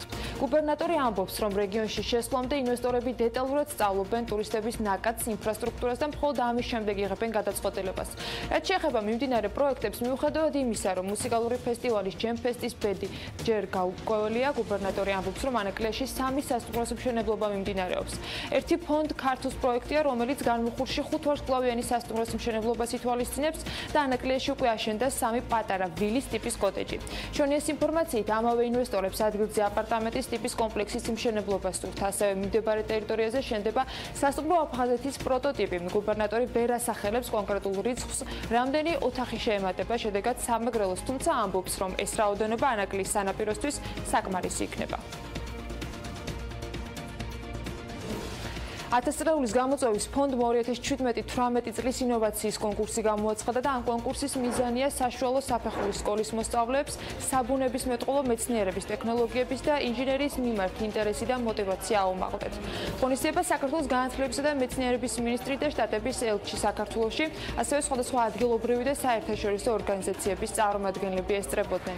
კონკურსი 1000 წლების გამოწვევის ფონდის ორგანიზებით საქართველოში უკვე მეოთხე ტარდება 2014-17 წლებში მასში მონაწილეობა საქართველოს 9 რეგიონიდან 227 გუნდმა მიიღო. კონკურსი შტატების საელჩოს ფინანსური მხარდაჭერით ხორციელდება. 1000 წლების გამოწვევის ფონდმა გამოაცხადა 2018 წლის 1000 წლების ინოვაციის კონკურსი, რომელშიც მონაწილეობის მიღება შეუძლიათ უფროს კლასელებს, რომელთაც აქვთ საინტერესო ინოვაციური პროექტები. კონკურსი უკვე მეოთხე წელია ხორციელდება 1000 წლების გამოწვევის ფონდის ორგანიზებით. მისი ფინანსური მხარდაჭერი არის ამერიკის შეერთებული შტატების საელჩო საქართველოში. კონკურსის მიზანი გახლავთ ხელი შეუწყოთ ახალგაზრდებში საბუნების მეტყველო, საინჟინრო, ტექნოლოგიური დარგებით დაინტერესებას. ეს არის ჩემთვის ერთ-ერთი ყველაზე საყვარელი პროექტი. ამერიკის საელჩო უკვე მეოთხე წელია მხარს უჭერს აღნიშნულ კონკურსს. მე მიმაჩნია, რომ ეს არის ძალიან მნიშვნელოვანი, რადგანაც იგი უკავშირდება საქართველოს მომავალს და იმისთვის, რომ საქართველო დასავლური საზოგადოების სრულფასოვანი წევრი გახდეს, აუცილებელია ის 21 საუკუნის ინფორმაციაზე დაფუძნებულ ეკონომიკაში შევიდეს. სწორედ ამისთვის არის გამოყოფილი გარკვეული თანხები, მათ შორის 1000 წლების გამოწვევის ფონდის 140 მილიონი დოლარის დახმარება, რაც ხელს უწყობს საბუნების მეტყველო მეცნიერებების, ტექნოლოგიებისა და ინჟინერიის განვითარებას. ესპანეთის სამეფოში საქართველოს ელჩი და მსოფლიო ტურიზმის ორგანიზაციის გენერალური მდივანი ზურაბ პოლულიკაშვილი ანდორას ტურიზმის მინისტრს შეხვდა. მთავრობის სახელით მიულოცა ანდორას ტურიზმის ხელმძღვანელმა ზურაბ პოლულიკაშვილს თანამდებობაზე არჩევა და იმედი გამოთქვა, რომ მისი თავმჯდომარეობის პერიოდში გადაიტმება პოზიტიური ნაბიჯები მსოფლიოს ტურიზმის ინდუსტრიის გასავითარებლად. შეხვედრაზე საუბარი ორგანიზაციის ფარგლებში ანდორასთან თანამშრომლობის საკითხებს შეეხებოდა. პოლულიკაშვილმა ანდორას ტურიზმის მინისტრს გააცნო საკუთარი ხედვები და საქმიანობის პრიორიტეტული მიმართულებები, როგორც ფრანჩესკ კამპტორესმა ანდორას სახელით მხარდაჭერა აღუთქვა ზურაბ პოლულიკაშვილს მის მომავალ საქმიანობაში. კორეის რესპუბლიკის წამყვანმა ტურისტულმა კომპანიამ Nail Tour-მა კი ქვეყნის მასშტაბით ოფიციალურად დაიწყო საქართველოში სამოგზაურო ტურისტული პაკეტების გაყიდვა. კორეელ ტურისტებს კომპანია 5-7 დღიან მარშრუტებს თავაზობს სიღნაღის, თბილისის, მცხეთის, ყაზბეგის, ბორჯომის და ახალციხის მიმართულებით.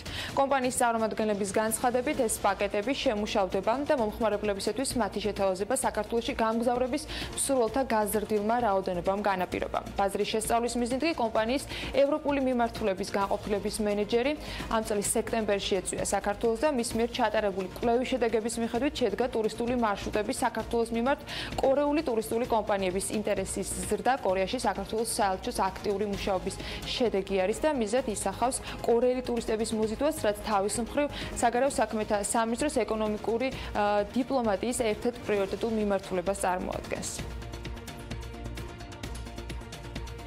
ავსტრალიის შტატ სამხრეთ ავსტრალიაში კი მსოფლიოში ყველაზე დიდი ლითიუმ-იონის ბატარეა ამუშავდა. კომპანია ტესლას მიერ აშენებული 100 მეგავატიანი აკუმულატორი ოფიციალურად ექსპლუატაციაში უკვე შევიდა. ფაქტობრივად კი ელექტროენერგია ხალხს ხუთშაბათიდან მიეწოდება. ანომალური სიცხის და კონდიციონერების უწყვეტი მუშაობის გამო ელექტროენერგიის მოხმარება მზარდია და ბოლო წლების განმავლობაში სამხრეთ ავსტრალიას მნიშვნელოვანი ენერგეტიკული პრობლემები შეექმნა.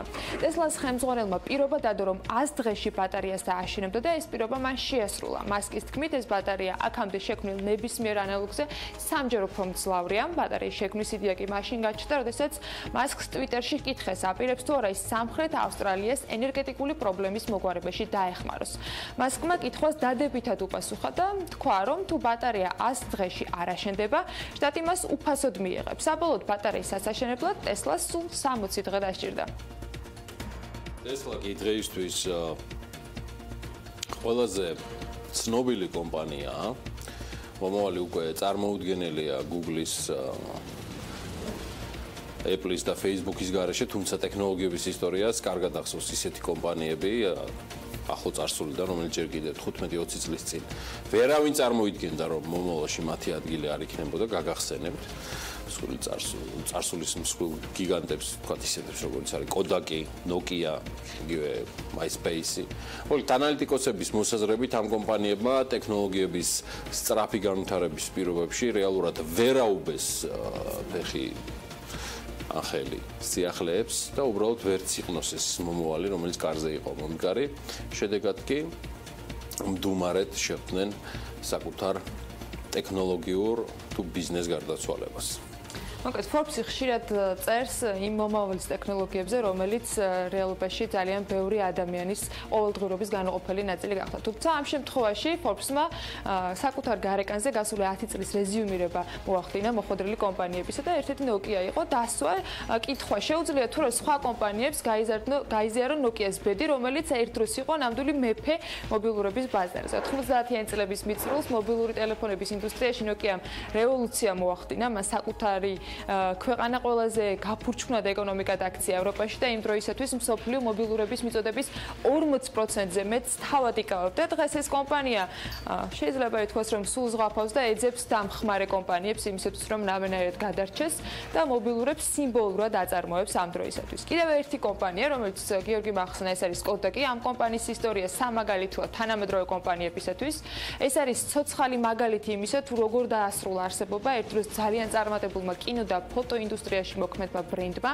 კვლევებმა აჩვენა, რომ კომპანია ამ დღემდე მიიყვანა ციფრული კამერების შემოსვლის შეუმჩნელობამ და შემდეგ უკვე მობილურ ტელეფონებში მათმა გადაბარგებამ. შესაბამისად, Kodak-ი ვერ მოახერხა, რომ გონსმოცულიყო და დაგვიანებული იყო პრინციპში მისი რეალობის აღქმა. პირველი ციფრული ფოტოკამერა სწორედ Kodak-ის ყოფილმა თანამშრომელმა შექმნა და ეს ჯერ კიდევ 1975 წელს იყო და MySpace-ი საკუთარი არსებობის პიკზე ამ სოციალურ ქსელს 2008 წელს 76 მილიონი უნიკალური მომხმარებელი ყავდა. თითქმის 76. მხოლოდ ამერიკის მასშტაბით, ოღონდ ეს იყო მთელი ქვეყნის მოსახლეობის დაახლოებით მეოთხედი. MySpace-ი დღეს შესაძლოა ბევრს არაფერს ეუბნება ახალგაზრდა თაობას მით უმეტეს, თუმცა ეს იყო თანამედროვე სოციალური მედიის პროტოტიპი. არასწორმა მენეჯმენტმა კი კომპანიის სხვადასხვა კომპანიასთან შერწყმამ და გაუთვლილმა სტრატეგიამ ერთ დროს ძლიერი კომპანია უსარგებლო კომპანიამდე მიიყვანა. ეს სოციალური ქსელი, რა თქმა უნდა, დღესაც ფუნქციონირებს, მაგრამ ის უკვე ძალიან ძველია და დიდების აჩრდილსა თუ ატარებს, თორე დანარჩენი არ გონია, რომ ვინმე სხვა რამით გაახსენდეს MySpace-ი. და კიდევ ერთი თემა, Unicard-ი მომხმარებლებს საახალწლო ტრადიციულად საჩუქრად გაორმაგებულ ქულებს, ფასდაკლებებს და ბევრ საშობაო სუვენირს თავაზობს. რომელ მაღაზიებში შეგვიძლია ვისარგებლოთ სპეციალური შეთავაზებით და რა სიახლეებს გვთავაზობს უნივერსალური დაგროვების ბარათი, უკვე მარიამ ადამია მოგვიყვება, რომელიც ამ წუთებში თავად Unicard-ის ოფისიდან შემოგვერდება. მარიამ, დილა მშვიდობის. დილამშვიდობისა, ანა, Unicard-ის საახალწლო მაღაზიაში ყოფნის ჩვენი მთავარი მიზეზი სწორედ Unicard-ის საახალწლო კალენდარია, რომელიც ძალაში დღეიდან, 4 დეკემბრიდან 31 დეკემბრის ჩათვლით შევა და მასში მონაწილეობას იღებს პარტნიორი 13 კომპანიის 150-მდე ობიექტი. ანუ კონკრეტულ მაღაზიებში აღნიშნულ თარიღებში თუ კი შეიძენთ ნივთებს, თქვენ გაგეორმაგდებათ ქულები და უკვე დაგროვილი ქულებით შეგიძლიათ მობრძანდეთ სწორედ ამ საშობაო მაღაზიაში Unicard-ის და შეარჩიოთ სასურველი საჩუქარი, ფასდაკლება თუ სუვენირი. ასევე მე მაყურებელს და მომხმარებელს შევახსენებ, რომ ბარათზე დაგროვილი ქულებით საჩუქრის არჩევა შეგიძლიათ ონლაინ კატალოგის მეშვეობით და ასევე პარტნიორ მაღაზიებში ადგილობრივად და მომენტალურად 4-დან 31 დეკემბრის ჩათვლით. თუმცა უფრო კონკრეტულად კომპანია Unicard-ი რა შეთავაზებებს თავაზობს მომხმარებელს და რა სიახლეებით უერთდება და იწყებს ახალ წელს, დეტალები უკვე შეგვიძლია ვნახოთ ჩვენ სიუჟეტში.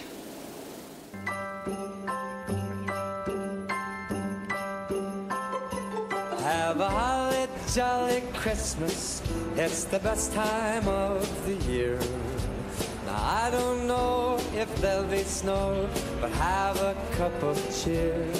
Have a უნიკარდის საახალწლო კალენდარი ტრადიციულად ახალი წლის მოახლოებასთან ერთად იწყება და 4 დეკემბრიდან 31 დეკემბრის ჩათვლით გაგრძელდება. მის ფარგლებში 13 პარტნიორი კომპანიის 150-მდე ობიექტში, ხოლო უნიკარდის მფლობელების საჩუქრად გაორმაგებულ ქულებს, ფასტაკლებსა და საახალწლო სუვენირებს მიიღებენ. უნიკარდი უკვე მერვე წელია ხვდება თავის ერთგულ მომხმარებლებთან ერთად ახალ წელს. 2018 წელს 1.8 მომხმარებელი ყავს უნიკარდს. წელსაც არ არის გამონაკლისი და უნიკარდი თავის ერთგულ მომხმარებლებს უამრავ სიურპრიზს თავაზობს საახალწლოდ. 2018 წელს გაორმაგებულ ფულებთან ერთად უნიკარდის მომხმარებლებს შეუძლიათ მოგზაურობთ უნიკარდის მომსახურების ცენტრში და დაგროვებული ქულებით შეიძინონ ძალიან ბევრი საახალწლო სუვენირი თუ აქსესუარი. უნიკარდის საახალწლო კალენდარი 4 დეკემბრიდან მეტრომარჩი, ბელჰაუსში, ვულევუში და დრესაფის მაღაზიებში, ლევისის, ლივ რანგლერის, ფექტორის, მავისა და ჯინს გალერიის მაღაზიებში დაიწყება და 10 დეკემბრის ჩათვლით გაგრძელდება. 11-დან 17 დეკემბრის ჩათვლით განსაკუთრებული შეთავაზებებით ბარათის მფლობელების სათამაშოების მაღაზიათა ქსელ, პეპელაში და ედრეს ჯგუფის მაღაზიებში, გერი ვებერში, ეტაპში და ორსეიში ისარგებლებენ. უნიკარდის საახალწლო კალენდარს ბიბლუსი არაითუმორო სათამაშოების მაღაზია დადუ და ავეჯის მაღაზია დოქტორ სენტკელებეკი 18-დან 24 დეკემბრის ჩათვლით უმასპინძლებენ. ხოლო საფილო, ბეკო და პარფოისი 25-დან 31 დეკემბრის ჩათვლით წაახალისებენ უნიკარდის მომხმარებლებს. ჩვენ ვეცადეთ, რომ მომხმარებლებისთვის შეგვეთავაზებინა მაქსიმალურად მრავალფეროვანი არჩევანი და სწორედ ამ პრინციპით შევარჩიეთ პარტნიორი კომპანიების საახალწლო აქციისთვის. უნიკარდის მფლობელები აქციაში მონაწილე პარტნიორებთან ისარგებლებენ გაორმაგებული ქულებით და ფასდაკლებებით და მიიღებენ აი ამ ძალიან ლომას საახალწლო სუვენირებს. გარდა მაღაზიათა ქსელისა, საშებაო განწყობა უნიკარდის საახალწლო მაღაზიასაც დაეთყო.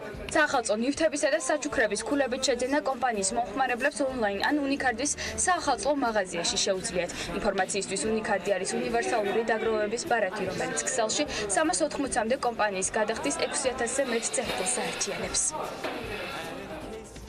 უნიკარდით და რა თქმა უნდა საქმიანი დილის პოზიტივით იწყება ყველა დღე და ამ საქმესთან ერთად რა თქმა უნდა არ გვაუწყდება ქართული ბიზნესის ისტორიებიც. დღევანდელ ვიდეობლოგში კი ემილ ავდალიანი გაგაცნობთ ადამიანს, რომელმაც საკმაოდ სწრაფად გაიარა გზა ხალიჩების საქსოვე მანუფაქტურის დამხმარე მუშიდან მმართველამდე. საინტერესო ბიოგრაფიის მქონე და კიდევ უფრო საინტერესო ბიზნეს ისტორიის შემქმნელი მიქაელ არამიანცი საქმიანი დილის ვიდეობლოგის დღევანდელი მთავარი გმირი იქნება. თუმცა აქვე მინდა აღვნიშნო, როარი წინასწარი ანონსიც გავაკეთო, რომ ემილ ავდალიანის ამ არაჩვეულებრივი ისტორიების პარალელურად ჩვენს კიდევ ერთ თანაწამყვანთან ზაზა აბაშიძესთან ერთად გვექნება სპეციალური რუბრიკა თბილისზე და მის პრობლემებზე, ორიენტირებული მომავალზე პრობლემების გადაჭრაზე.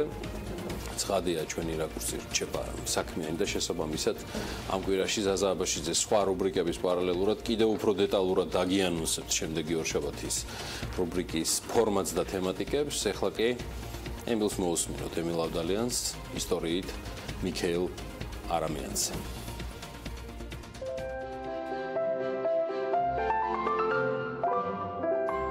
მოგესალმებით.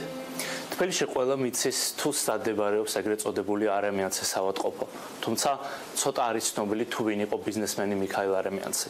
დღეს გადაცემაში მის ბიზნესზე ვილაპარაკებთ.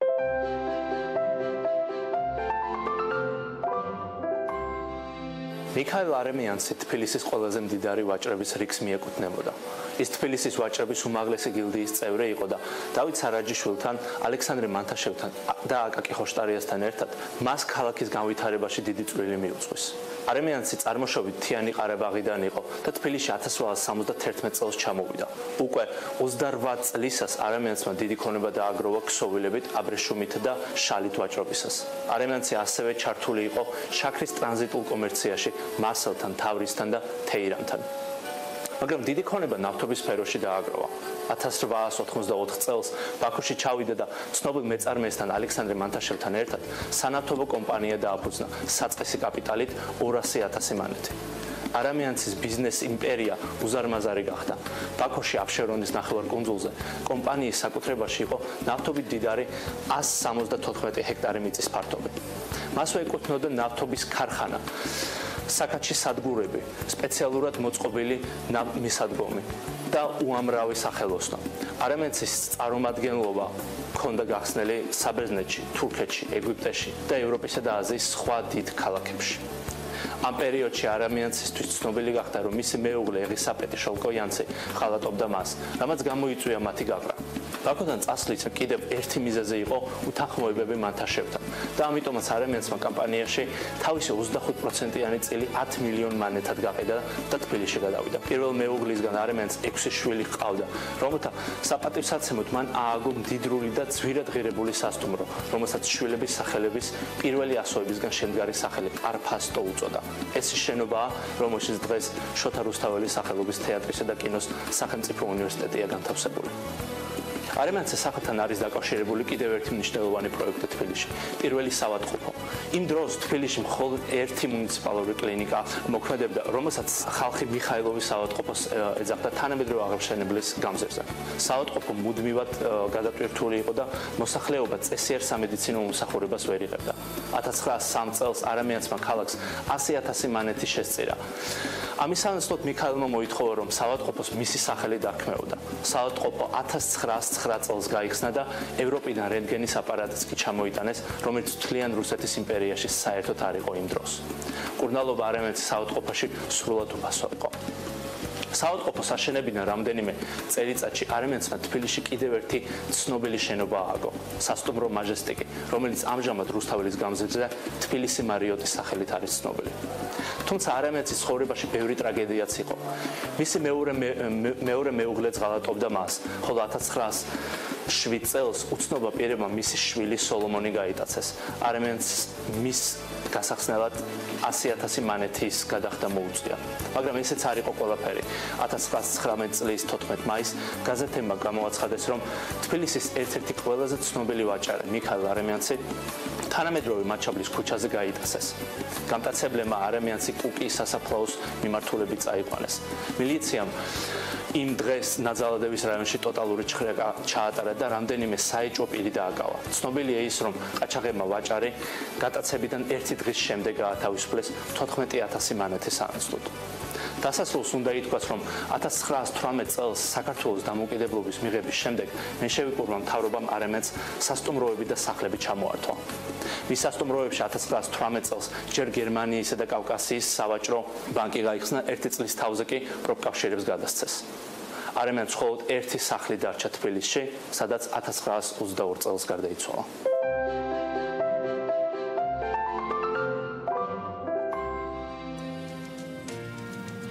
რამდენიმე კვირის წინ ბიზნესმედია საქართველოსთან ნოდარ ხადურმა განაცხადა, რომ კონკურენციის სააგენტო თამბაქოს ბაზრის ხელახალ კვლევას წლის ბოლომდე დაასრულებს და ასევე დაადასტურა მიმდინარეობის შესახებ საწვავის ბაზრის მოკლებისეც. ჯერ შედეგები არ ვიცით, მაგრამ როგორც ჩანს, ეს კვლევა ამჯერადაც ხმაურიანი განხილვის მიზეზი უნდა გახდეს. არასამთავრობო სექტორი უკვე გამოთქვამს პრეტენზიებს და მათ შორის ინფორმაციაზე, რომელიც სააგენტოს და მესამე სექტორის წარმომადგენლებს შორის ურთიერთობას უკავშირდება. ვასო ურუშაძეს მასპინძლობ თავჯდომარის აღმასრულებელ დირექტორს დილა მშვიდობის. მადლობა, რომ ხართ ჩვენთან ერთად. ეს შესავალი მთლად იმ სფეროსთან კონტაქტში შეიძლება ვერ არის, მაგრამ ჩვენ ვართ საქმის კურსში პირადად თქვენგან, რომ ვერბალური შეიძლება ნაკლებად, მაგრამ წერილობითი კომუნიკაცია შედგა სააგენტოსთან, კონკურენციის სააგენტოსთან და მაინტერესებს ანტიმონოპოლიური სამსახურის პასუხი რა იყო თქვენთან, ვიდრე როგორც შევთანხმდით ბატონ ნოდარ ხადურთან, რომ გვექნება მასთან აქ განხილვები ამ და სხვა საკითხებზე. მოგესალმებით თქვენს მაყურებელს, მადლობა მოწვევისთვის. როგორც წინა სტუმრობისას აღნიშნე, ჩვენ არასამთავრობო ორგანიზაცია ჰაბ ჯორჯიამ წერილობით მიმართეთ კონკურენციის სააგენტოს სარკინიგზო გადაცემებში არსებული მონოპოლიის შესახებ და მივაწოდეთ ფაქტურად დეტალური ინფორმაცია შეიძლება ჩაითვალოს, რომ ეს იყო ერთგვარი გამოძიებაც კი უბრალოდ არ იყო იურიდიული ტერმინოლოგიით აგებული, რა კონკრეტული მუხლები რა თქმა უნდა მითითებული არ იყო, თუმცა შინაარსობრივად იქ იყო ყველაფერი დადასტურებული თითოეული კომპანია, რა თქმა უნდა, ჩვენს მიერ მიწოდებულ ინფორმაციაში. თითოეული კომპანია, თითოეული პირი, თითოეული სქემა თუ როგორ მოქმედებს, ეს მონოპოლია იდენტიფიცირებული გვარით და სახელით და რეგალებით სახელით კომპანიებით თუ ინფორმაციით რა თქმა უნდა თავისი ამონაწერებით და თავისი ოფიციალური ინფორმაციით. და შესაბამისად პასუხი მალევე მივიღეთ, ეს მეორე დღესვე გამოგვიგზავნეს პასუხი, რომ სამწუხაროდ რეაგირებას ვერ მოახდენდა კონკურენციის სააგენტო და რამოდენიმე მიზეზით განმარტავენ ამას. პირველი მიზეზი არის, რომ ისინი რეაგირებას ახდენენ იმ კომპანიებზე, იმ ეკონომიკურ აგენტებზე, რომლებიც მიმართავენ მათ და უშუალოდ ადგებათ ეკონომიკური ზიანი. ანუ იმ მონოპოლიით, თუ ესეთი მონოპოლია რომელიმე სფეროში არსებობს და ასევე აუცილებელია იმ კომპანიამ მიუთითოს კონკრეტული მუხლები, თუ რომელი მუხლების დარღვევა ხდება მათთან მიმართებაში. საკითხები აი ესე რომ გავიაროთ. თუ სწორად გაგიგეთ პირველ საკითხთან მიმართებაში, ეს რო ყოფილიყო არასამთავრობო ორგანიზაცია, არამედ მაგალითად შეპეს ჰაბ ჯორჯია და მონაწილე ერთ-ერთი ეკონომიკური აგენტი, რომელსაც ადგებოდ, მაშინ ამაზე იდეაში რეაგირებას, მაგრამ ასევე ხაზს უსმენს, რომ მაინც აუცილებელი იყო კონკრეტული ფორმის შევსება და ანუ რაღაცა ბიუროკრატიული, თქვათ, მოთხოვნების შესრულება. კანონი დაარღვია, ამით ნოდარ ხადრუს იწყება.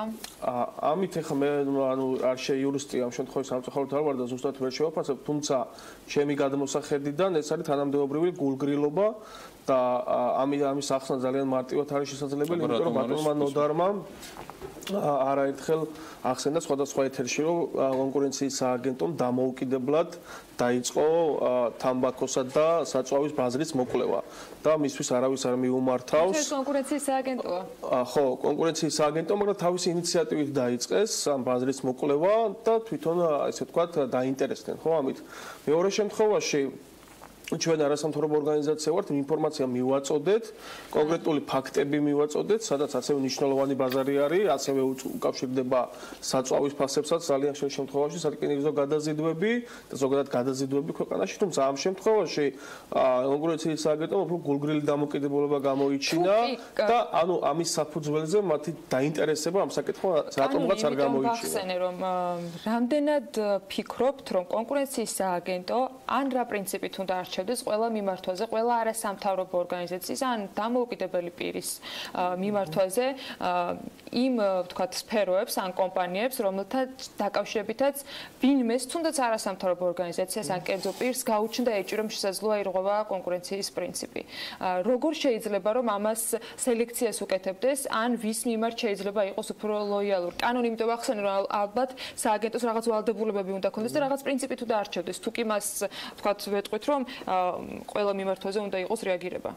ხო, ანუ ამ შემთხვევაში ჩვენი გადმოსახედიდან უბრალოდ მათი დაინტერესება არ გამოიწვია რატომღაც აი ამ საკითხმა, თუმცა ზუსტად კანონმდებლობით ჩემთვის არ არის ცნობილი თუ რა პრინციპით ხელმძღვანელობს კონკურენციის სააგენტო, თუმცა როგორც საეთერო, ეს ვთქვათ, მეშვეობით ჩვენ არაერთხელ მოვისმინეთ, მათი დაინტერესება შეიძლება იყოს, ეს ვთქვათ, საჯარო ინტერესიდან გამომდინარე და რკინიგზასთან დაკავშირებით ძალიან ხშირია განცხადებები საჯარო ფორმატში. არგუმენტები მათ კორესპონდენციაში ვასო, გარდა იმისა, რომ თქვენ უნდა ყოფილიყავით სუბიექტი, ანუ ეკონომიკური აგენტი, რომელიც ამ ყველაფერში მონაწილეობს და აი სხვა არგუმენტით გაამაგრა კონკურენციის სააგენტომ თქვენდამე მოწერული პასუხი. არა, ძირითადად ეს არგუმენტი იყო, რომ ყოფილიყავით ეკონომიკური აგენტი და ასევე უნდა შეგვეცო ის ფორმა, რომელიც არის განთავსებული მათ ჯორჯია. მე ასევე მინდა დავამატო ერთი მნიშვნელოვანი დეტალი, ჩვენ დაახლოებით 1 წლის წინ ასევე მივმართეთ ბიზნეს ომბუდსმენსაც და დაახლოებით იგივე პასუხი მივიღეთ, რომ ისინი ეს მათ კომპეტენციას სთებოდა რადგან საუბარი იყო საქართველოს რკინიგზაზე და რკინიგზის ფლობელი არის სახელმწიფო და ამ შემთხვევაში ის კომპანიები, რომელზეც ჩვენ საუბრობთ, რომლის მონოპოლია წეცეც არის რკინიგზის მიერ შექმნილი კომპანიები და მაინც უკავშირდება ასე ვთქვათ სახელმწიფოებრივ რესურსს, ისინი ვერ მოახდენდნენ ამაზე რეაგირებას. მან ფაქტიურად იდენტური დამოკიდებულება დავინახეთ ჩვენ და თქვენ გყავთ თუ არა ესეთი კომპანია, ან იდენტიფიცირებას ახდენთ თუ არა ესეთი კომპანიის, ვინც ამ შემთხვევაში დაზარალდა. რა თქმა უნდა, ესეთი კომპანიები მიგიმართავთ თუ არა და ქონდათ თუ არა მცდელობა, რომ თავად ამ კომპანიას მიემართა იგივე ბიზნეს ომბუდსმენისთვის კონკურენციის სამწუხაროდ რეალობა ისეთია, რომ აღნიშნულ კომპანიებს და არაერთია ესეთი კომპანია, რომელსაც კონკრეტული ფინანსური ზიანიც კი მიადგა და ეს ფინანსური ზიანი ძალიან დიდია.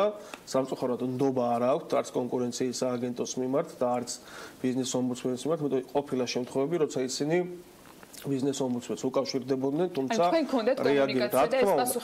ეს ინფორმაცია, რომელიც ჩვენ გვაქვს, 99% ეყრდნობა კერძო სექტორიდან მოწოდებულ ინფორმაციას. ანუ ერთგვარი შიშიც არის, იმიტომ რომ ისინი განიხილავენ ესეთ ვარიანტ, ჩვენ დამი ნდობა მაღალია, იმიტომ ჩვენი მხრიდან მათდამი პრობლემა არასდროს არ შექმნილა, მაგრამ ისინი როცა მიმართავენ კონკურენციის სააგენტოს, მათ არ აქვთ გარანტია, რომ ეს მათ საწინააღმდეგოდ არ იმუშავებს, იმიტომ რომ ხედავენ, რომ კონკურენციის სააგენტო არის ესე ვთქვათ, უფრო ნაკლებად მეტად გულგრილი, ასევე ბიზნეს ომბუდსმენი არ რეაგირებს ეფექტიანად. შესაბამისად, ეს მათი ზედმეტი აქტიურობა შეიძლება საწინააღმდეგოდ აღმოჩნდეს მათივე კომერციული საქმიანობის. ვასო, რეზუმირებისკენ, რა შეხედავთ გამოსავალს? გულისხმობ იმას, რომ მედიაში ტირაჟირების გარდა, სადაც ძალიან აქტიურობს ჰაბ ჯორჯია, იმ ანალიტიკის გარდა, რასაც ჩვენ ხშირად ხედავთ სხვადასხვა საინფორმაციო სააგენტოში, რა რჩება ლეგალურ სფეროებში საიმისოთ, რომ თქვენ შეძლოთ, რომ ზემოქმედება იქონიოთ, ცოტა არ არის სწორი ტერმინოლოგია ამ შემთხვევაში, მაგრამ სახელმწიფო გახადოთ მოპასუხე იმ კითხვებზე, რაც თქვენს არასამთავრობო ორგანიზაციას გააჩნია. დიახ, ჩვენ ახლა დარჩენილი გვაქვს კიდევ ერთი მართლებრივი გზა, ეს არის პირდაპირ სასამართლო და ჩვენ გვერდის სავლით კონკურენციის სააგენტოსი და ასევე ბიზნეს ომბუდსმენის იურიდიული კონსულტაციების და იმ არასამთავრობოებთან თანამშრომლობით, რომლებიც უშუალოდ იურიდიული საკითხებზე მუშაობენ, მათთან ერთობლივი, ესე ვთქვათ, ნაბიჯებით კომპანიების, ვთქვათ, ჩვენებები, მათგან საჯარო და ღირსებები. ეს უკვე პროცესი გვიჩვენებს, კიდევ ერთხელ აღნიშნო, რომ მათი, ესე ვთქვათ, საჯაროდ გამოსვლები ანუ არ არის მათ ინტერესში, იმ მიზეზიდან გამომდინარე, რომ მათ არ აქვთ ნდობა და შესაბამისად ხედავენ უფრო მეტ პრობლემას შემდეგ უკვე საქმიანობის დროს და რა თქმა უნდა ერთ-ერთი გზა არის სასამართლო და ასევე ჩვენ ვაპირებთ საქართველოს პარლამენტთან აქტიურ თანამშრომლობას დარგობრივ კომიტეტთან და გვინდა რომ რაღაც ფორმატი შევქმნათ განსაკუთრებით არა მარტო სარკინიგზო, არამედ ზოგადად სატრანსპორტო და ინფრასტრუქტურულ საკითხებზე, მაგრამ ძალიან ბევრი გამოწვევა ამ სფეროში და ასევე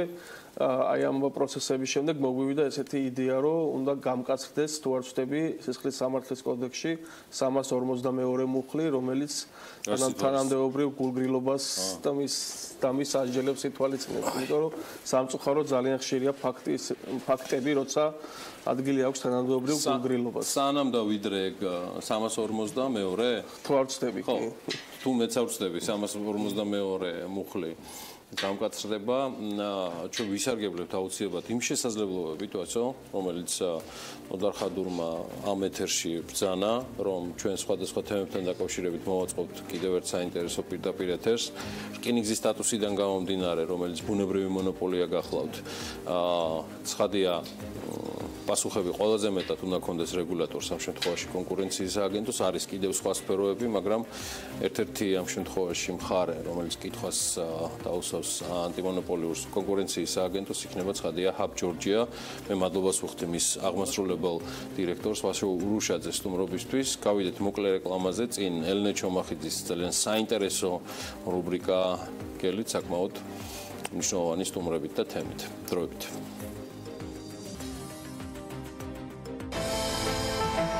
ამინდის პროგნოზის სპონსორია SEU დეველოპმენტი.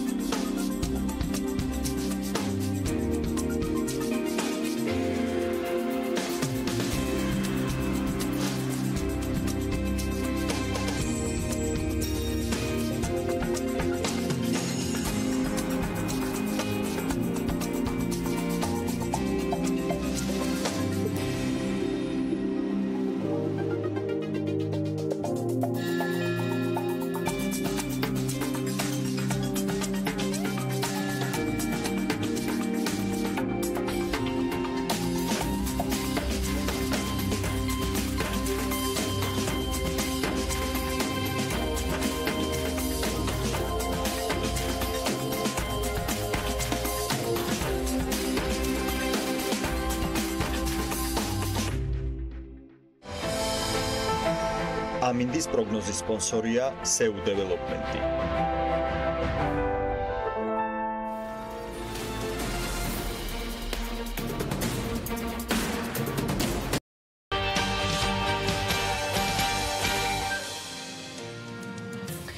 დეკემბერში შედგება ადვოკატთა ასოციაციის თავმჯდომარის არჩევნები. დელეგატები 13 საათზე შეიკრიბებიან და საკუთარ პოზიციას დააფიქსირებენ, რომელ კანდიდატს უჭერენ მხარს. ჩვენ შევეცადეთ ყველა კანდიდატი საქმიანი დილის ორშაბათის რუბრიკაში შესაბამისი შესაძლებლობის დაგვარად გაგვეცნო მაყურებლისთვის და მათთვის, ვინც ამ არჩევნებზე ხმის მიცემის უფლებით სარგებლობს. დღეს კი კიდევ ერთი კანდიდატი უნდა წარმოგვიდგინოს. ელენა ჩომახიძე, მალინე დილა მშვიდობის, სულ ცოტა დრო რჩება არჩევნებამდე. ვის მასპინძლობთ დღეს საქმიანი დილაში? დილა მშვიდობის მივესალმები ჩვენს მაყურებელს. დღეს სტუმრად გვეყოლება ბატონი ლევან ჯანაშია. იგი ადვოკატთა ასოციაციის წევრი 2004 წლიდან არის და ამ დროიდან ეწევა საადვოკატო პრაქტიკასაც.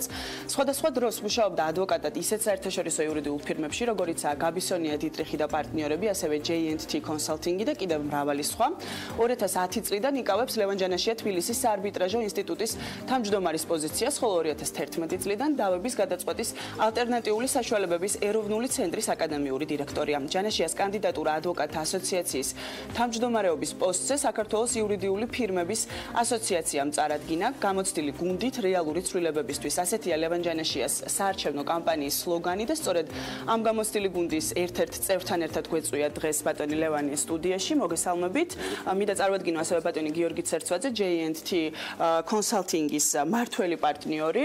ძალიან დიდი მადლობა იმისთვის, რომ ხართ დილიდან ჩვენთან ერთად და საკმაოდ საინტერესო თემებზე ვისაუბრებთ. ახლა როგორიც არის თქვათ როგორ უნდა მოხდეს ფორმირება ადვოკატთა ასოციაციის და საერთოდ რა გამოწვევები არსებობს აღნიშნულ უწყებაში. მოდით ბატონო ლევან თქვენი დავიწყოთ. მაყურებელს რომ გავაცნოთ მოკლედ და ლაკონურად როგორია თქვენი ესე რომ თქვათ დაპირება და რის შეცვლას აპირებთ აღნიშნულ ასოციაციაში არჩევის შემთხვევაში. მოგესალმებით, დიდი მადლობა მოწვევისთვის პირველ რიგში. ჩვენ დაპირებებზე პრინციპში ცოტა უფრო სხვანაირ ფორმულირებას ვივცემდი. ეს არის პროგრამა, რომელიც დაგეგმილია არა მარტო ისე თუ რა უნდა მოხდეს, არამედ გარკვეულია ის როგორ უნდა მოხდეს. ამისი გაკეთება. ესამისად აგვაქვს ჩვენ რამოდენიმე ძალიან პრინციპულად მნიშვნელოვანი საკითხი დღესდღეობით ადვოკატთა ასოციაციაში. ამიტომ ძირითად მიმართულებები რო გაგაცნოთ ჩვენი პროგრამის, ესე იგი პირველი ეს გახლავთ საკითხი ადვოკატთა უფლებების დაცვასთან დაკავშირებით, რომელიც ჩვენი გადასახედიდან ხორციელდება აბსოლუტურად არასწორი სისტემით დღესდღეობით, როგორც არის, ვინაიდან სისტემა ელემენტარულად არ არსებობს. ეს არის უბრალოდ რეაგირებები კონკრეტული ადამიანების, კონკრეტული ადვოკატის უფლების დარღვევის ფაქტთან დაკავშირებით. როგორ წარმოგიდგენიათ, როგორ უნდა მოხდეს მუშაობა აღნიშნული მმართველობით? ჩვენ თვლით, რომ ადვოკატთა ასოციაციაში უნდა შეიქმნას ამისთვის სპეციალური კომიტეტი, რომელიც იქნება როგორც სწრაფი რეაგირების შესაბამისი ორგანო, ამავდროულად მოიძიებს ამ ფაქტებს, გამოიკლევს, მოიყვანს სტრუქტურაში, ექნება ურთიერთობა საერთაშორისო ორგანიზაციებთან, მიაწვდის მათ ამ ინფორმაციას და ყოველ ნახევარწელიწადში ერთხელ გააკეთებს ამასთან დაკავშირებით ანგარიშს. გარდა ამისა, ჩვენ თვლით, რომ ადვოკატთა ასოციაცია გაცილებით უფრო აქტიურად უნდა იყოს ჩართული იმ საკანონმდებლო ცვლილებებში და საკანონმდებლო ცხოვრებაში ქვეყნის, მოდი ესე ვთქვათ, რომელიც დღესდღეობით მიმდინარეობს, ვინაიდან პრაქტიკოსი ადვოკატების პროფესიული გაერთიანება, რომელიც 4500-ზე მეტ ადვოკატს მოიცავს, ეს არის ჩვენი აზრით ერთ-ერთი ყველაზე უფრო დიდი ინტელექტუალური რესურსი ამ მიმართულებით, რომლის გამოუყენებლობაც უბრალოდ დანაშაულია. კი ბატონო, ბატონო გიორგი, თქვენთან მექნება შეკითხვა. ახლა ისაუბრა ბატონმა ლევანმა რა მიმართულებით აპირებს თქვათ არჩევის შემთხვევაში მუშაობას აღნიშნულ ასოციაციაში. თქვენ როგორც რიგითი ადვოკატი, რა მოგხიბლათ რეალურად მის საარჩევნო პროგრამაში და თქვენ რა სისურვებდით, რომ რა მიმართულებით უნდა განვითარდეს ეს ასოციაცია და სათხედავთ თქვენ თავად პრობლემას, როგორც ადვოკატი, რომელსაც შეიძლება პირდაპირ ეხებოდეს, ესე რომ ვთქვათ, ის პრობლემები, რაც არსებობს ადვოკატთა ასოციაციაში. ძალიან დიდი მადლობა პირველ რიგში მოწვევისთვის, ძალიან კარგი კითხვაა. ლევან ჯანაშიას პროგრამასთან დაკავშირებით შემიძლია გითხრათ, რომ გუნდმა ძალიან ინტენსიურად იმუშავა, ეს არის გუნდის პროგრამა, ეს არის გუნდის მიერ შექმნილი პროგრამა, პროფესიონალების მიერ შექმნილი პროგრამა, თითოეული მიმართულება ამ პროგრამაში დამუშავებულია ისეთი მაღალი დონის პროფესიონალების მიერ, რომელთა კვალიფიკაციაც ვერასდროს ეჭვის ქვეშ ვერ დადგება და ალბათ არც დადგება. ძირითად პრობლემას მე რასაც ვხედავ ასოციაციის საქმიანობაში, რაზეც ლევანმა პრინციპში უკვე გაუსვა ხაზი, ეს არის ქაოსურობა. არ არსებობს არანაირი სისტემა, არ არსებობს გეგმა, თუ როგორ უნდა განვითარდეს ასოციაცია, საით უნდა წავიდეს მისი მომავალი, რის მიღწევას ვცდილობთ, არის კონკრეტული რეაგირებები, კონკრეტული პიროვნებების მხრიდან, ეს ყველაფერი არ ხდება დაგეგმილი წესით, ხდება იმპულსურად, ქაოსურად და აგებულია ძირითადად ემოციებზე. რა თქმა უნდა, ჩვენი პროფესია ემოციის გარეშე არ შეიძლება ადვოკატები საკმაოდ ემოციურად რეაგირებთ ხოლმე, ასე ვთქვათ, როგორც სასამართლოში, ასევე სასამართლოს გარეთ, როდესაც ჩვენს პროფესიულ მოვალეობებს ვასრულებთ, მაგრამ მხოლოდ ემოციაზე, მხოლოდ ხელგულზე დამყარებული ამხელა ორგანიზაციის, ამხელა პროფესიული ორგანიზაციის მართვა არავითარ შემთხვევაში არ შეიძლება. რაც ყველაზე მთავარია, ჩემი აზრით, არის ის, რომ დანარჩენი კანდიდატების აბსოლუტური უმრავლესობა ბოლო 4 წლის განმავლობაში გახლდათ ასოციაციის მენეჯმენტში. და როდესაც ისინი დღეს თქვათ გარკვეულ დაპირებებს გასცემენ ადვოკატებთან მიმართებაში, მთავარი კითხვა რჩება პასუხგაუცებელი. ისინი ხო იქ იყვნენ.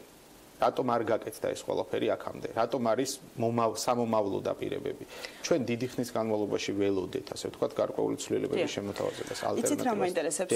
ორივე თქვენთანგან მექნება აღნიშნული შეკითხვა, რა ინიციატივით გამოხვალთ იმ შემთხვევაში, თუ თქვენი და თქვენი გუნდის არჩევა მოხდება აღნიშნულ ასოციაციაში? გულისხმობ მაგალითად ჩვენს წინა რუბრიკებში სხვადასხვა კანდიდატებმა ისაუბრებს, თუნდაც ისეთი მასშტაბურ ცვლილებებზე, როგორიც არის და ინიციატივებზე, როგორიც არის მაგალითად პრეცედენტული სამართლის დანერგვა, ასევე ზოგადად სახელმწიფოების ცვლილება აღნიშნული ასოციაციის. ანუ იყოს სხვადასხვა გარდა შიდა სტრუქტურული ცვლილებებისა, ასე რომ ვთქვათ, ინიციატივები, რომლებიც ზოგადად ქვეყნის სამართლებრივ გარემოზე აისახება. თქვენ ამ მიმართულებით თუ გაქვთ კონკრეტული ხედვები და გეგმები? აუცილებლად გვაქვს, რა თქმა უნდა, ხედვები, თუმცა ამავდროულად ჩვენ ვთვლით, რომ ეს ხედვები უნდა იყოს რეალისტური და უნდა იყოს განხორციელებადი. კერძოდ, აქ რამოდენიმე მიმართულებაზეა საუბარი, ძირითადად ჩვენ ამოვდივართ იქიდან, რომ ადვოკატთა ასოციაცია, როგორც პროფესიული გაერთიანება, მოწოდებულია იმისკენ, რომ მის წევრებს შეუქმნას შეღავათები, მის წევრებს გაუადვილოს საქმიანობა, კერძოდ სახელმწიფოზე გვყავს ადვოკატები, რომელთა საქმიანობის გამარტივების და ხელშეწყობის მიზანსაც წარმოადგენს სწორედ ასოციაციის ფუნქციონირება. ამიტომ ჩვენი ერთ-ერთი ძირითადი მიმართულება, რომელიც არის ეს საკანონმდებლო ცვლილებები, ძალიან ბევრი მიმართულებით გვაქვს ჩვენ უკვე დამუშავებული პრინციპში. ამიტომ ხა ამაზე საუბარი ძალიან შორს აგვიყვანს, ეს არის დაწყებული სამოქალაქო კოდექსიდან დამთავრებული სისხლის სამართლის საპროცესო კოდექსამდე, ბუნებრივია ადვოკატთა შესახებ საქართველოს კანონი და ასე შემდეგ. ამავდროულად ჩვენ ვთვლით, რომ რეგიონული ინფრასტრუქტურა ადვოკატთა ასოციაციის არის გასამართი და არის მისახედი. ანუ რეგიონებში ადვოკატთა ასოციაციას დღესდღეობით აქვს 2 ოფისი, ერთი არის ბათუმში, მეორე არის ქუთაისში. კახეთში გვაქვს კიდევ ნაქირავები. აუცილებლად, იმიტომ რომ არის რეგიონებში დაუშვათ იგივე სამეგრელოს რეგიონი, დაუშვათ ზუგდიდში არის, თუ სწორად მახსოვს დაახლოებით 120-მდე ადვოკატი რეგისტრირებული, სადაც საერთოდ არავითარი წარმომადგენლობა არ აქვს ასოციაციას. ჩვენ ვცდილობთ ადვოკატებს შევქმნათ შეღავათები ასევე განგრძობადი იურიდიული განათლების თვალსაზრისით. კერძოდ, ჩვენთან მოქმედებს განგრძობადი იურიდიული განათლება 2013 წლიდან, რომელიც ხელს უწყობს ადვოკატ წევრებს თავიანთი კვალიფიკაციის ამაღლებაში, გადამზადებაში, მიმდინარე ტენდენციებზე დაწევაში და ასე შემდეგ. თუმცა ეს არის მაინც სალექციო ფორმატი დღესდღეობით, რომელიც არის მოცემული. ჩვენი აზრით აუცილებელია, რომ ადვოკატთა ინტერესზე ორიენტირებულ კურსებზეც გქონდეს ჩვენ ლაპარაკი. მოდით ვისაუბროთ ვიწრო სპეციალიზაციის მქონე ადვოკატებზეც. ეს პრობლემა საქართველოში საკმაოდ მწვავედ დგას, შეიძლება ითქვას სხვადასხვა ადამიანების შეფასებიდან გამომდინარე, ცალკე სასამართლო სისტემაში კომპეტენცია, რომელიც ვიწრო მიმართულებით ადვოკატებს ასე თუ ისე მაინც ამის დეფიციტი არის ჩვენს ქვეყანაში, თუნდაც კომერციული დავები, ბიზნეს დავები. ანუ ამ მიმართულებით თუ აპირებთ დატრენინგებას, მუშაობას, თქვათ, გარკვეული კომისიის შექმნას, არ ვიცი, რა გამოსავალს ხედავთ თქვენ და პირველ რიგში ცხადია თქვენც თუ ხედავთ ამ პრობლემას და შემდგომ როგორ აპირებთ მუშაობას ამ საკითხზე. ძალიან კარგი კითხვაა, დიდი მადლობა. ჩვენ გარდა ჩვენი ძირითადი, ასე ვთქვათ, საადვოკატო საქმიანობისა, ასევე 2005 წლიდან ვეწევით, ასე ვთქვათ, როგორც ტრენერები საქმიანობას ამ პროფესიაში და ძალიან დიდ რაოდენობას ჩვენი კოლეგებისა აქვს გავლილი ის ტრენინგები, რომელიც ჩვენი გუნდის წარმომადგენლების მიერ სხვადასხვა დროს იყო ჩატარებული. შესაბამისად, ჩვენ გვაქვს მინიმუმ 10 წლიანი გამოცდილება იმისა, თუ როგორ უნდა მოხდეს ის, რაზეც ახლა თქვენ საუბრობდით. რა თქმა უნდა, ეს პრობლემა არსებობს და რა თქმა უნდა, როდესაც ჩვენი კოლეგები ხშირად ასე ვთქვათ ჩივიან რომ ბაზარი ვთქვათ არ არის ვერ რეაგირებს ბაზარი მათ კომპეტენციაზე ისე როგორც უნდა რეაგირებდეს ისინი მათ უჭირთ კლიენტებთან ურთიერთობა კლიენტების მოძიება და ასე შემდეგ ეს ძირითადი პრობლემაა სწორედ რომელსაც აუცილებლად უნდა მივხედოთ იმიტომ რომ ერთი მხრივ ჩვენ გვყავს კლიენტები რომელსაც ასევე აქვთ პრეტენზიები და მეორე მხრივ გვყავს ადვოკატები რომლებიც ვერ აგნებენ ასე ვთქვათ ამ კლიენტებს და არ მყარდება ეს ურთიერთობა ეს კონტაქტი მოთხოვნასა და მიწოდებას შორის შესაბამისად ჩვენ გვაქვს კონკრეტული სქემა როგორ უნდა განვითარდეს კონკრეტული მიმართულებები ვიწრო სპეციალიზაციები მაგალითად თქვენი წინა რუბრიკა იყო კონკურენციის თემას ეხებოდა არის უამრავი ახალი თემა რომელიც ფაქტიურად როგორც ადვოკატების მხრიდან ასევე კლიენტების მხრიდან ჯერჯერობით არ არის დამუშავებული არ არის შესაბამისი ასე ვთქვათ კულტურა მოდი მე ესე ვიტყოდი რომელიც მისცემს შესაძლებლობას რომ ადვოკატმა ახალი შესაძლებლობები დაინახოს საკუთარ თავში. ჩვენ სწორედ ამ ახალი შესაძლებლობების ასე ვთქვათ დანახვაში დავეხმარებით ჩვენს კოლეგებს და დავეხმარებით ძალიან მარტივად რო ვთქვათ როგორ მოიძიონ დამატებითი შემოსავლის წყაროები, დამატებითი კლიენტების წყაროები. ჩვენი ყველა გათვლა არის აბსოლუტურად პრაგმატული. ჩვენ არ ასე ვთქვათ დავფრინავთ ღრუბლებში და ყველა პროგრამის აბსოლუტურად ყველა ელემენტმა რომელიც ჩვენს მიერ არის წარდგენილი თითოეული ადვოკატის ჯიბეზე უნდა იმოქმედოს დადებითად. ეს არის ჩვენი მთავარი მესიჯი. კი ბატონო და ბოლო საკითხი რაც აუცილებლად არ მინდა ყურადღების მიღება დამრჩეს ეს არის ადამიანური და მატერიალური რესურსი რომელიც ასოციაციას გააჩნია რამდენად საკმარისია და რამდენად თვლით რომ თუნდაც მისი გაზრდა იქნებოდა და წაადგებოდა აღნიშნული ასოციაციის საქმიანობას და ვის თანამონაწილეობის ესე ვთქვათ ვალდებულებას ხედავთ რესურსები ისეთი საკითხია რომელიც არასდროს არ არის საკმარისი მოდი ესე ვთქვათ მით უმეტეს იმის გათვალისწინებით რომ ძალიან ბევრი იდეაა ძალიან ბევრი პროექტია და ასე შემდეგ თუმცა საბედნიეროდ ჩვენ ძალიან კარგი ურთიერთობები გვაქვს საერთაშორისო ორგანიზაციებთან ძალიან კარგი ურთიერთობები გვაქვს დონორებთან რომლებიც ამ კონკრეტული მიმართულებების დაფინანსებითაც არიან მათ შორის დაინტერესებული რომელიც ჩვენ პროგრამის კონკრეტულ ელემენტებში არის წარმოდგენილი აქედან გამომდინარე მეორე საკითხი რომელიც დგება დღის წესრიგში ეს გახლავთ თვითონ ამ რესურსების სწორი გადანაწილება მოდით ესე ვთქვათ ვინაიდან ჩვენ ხედავთ რომ ცოტა სხვა მიმართულებებით უნდა იყოს მიმართული ადვოკატთა ასოციაციის ბიუჯეტის პრიორიტეტები და რაც მთავარია ჩვენთვის ძალიან მნიშვნელოვანია და ვერ მოვიციეთ ვეძებდით ძალიან მნიშვნელოვანია ადვოკატების მოსაზრება იმასთან დაკავშირებით თუ პრიორიტეტულად რას თვლიან ისინი თავად ამ ბიუჯეტიდან გამომდინარე. ამიტომ ჩვენ ვაპირებთ მოსვლის შემთხვევაში რომ პირველ რიგში ეს კვლევა გავაკეთოთ ადვოკატებში მივიღოთ ამასთან დაკავშირებით ინფორმაცია, პრიორიტეტები ესე დავგეგმოთ და აქედან გამომდინარე უკვე შემდგომში დანარჩენ ელემენტებთან მიმართებაში მოვიწვევთ ალტერნატიული დაფინანსების წყაროებს. ძალიან დიდი მადლობა სტუმრობისთვის კიდევ ერთხელ წარმატებებს გისურვებთ. ჩვენ დარწმუნებული ვარ რომ მომავალში აუცილებლად გვექნება კიდევ საშუალება რომ ვისაუბროთ სხვადასხვა აქტუალურ საკითხებზე. ადვოკატთა ასოციაციის თავმჯდომარის არჩევნები 9 დეკემბერს გაიმართება. არჩევნებზე აირჩევენ როგორც ასოციაციის თავმჯდომარეს, ისე აღმასრულებელი საბჭოსა და ეთიკის კომისიის წევრებსაც. მადლობა ჩომახიძეს, მადლობა მის სტუმრებს საინტერესო რუბრიკისათვის და საინტერესო ეთერისათვის. 9 დეკემბრის შედეგებს კი უკვე მომდევნო კვირის ელენე ჩომახიძეს რუბრიკაში მოვისმენთ. ახლა კი რეკლამაზე უნდა გავიდეთ და რამდენიმე წუთში დაგემრიდებით. მე თუ ლაპოვარ რა მოხდა მერე?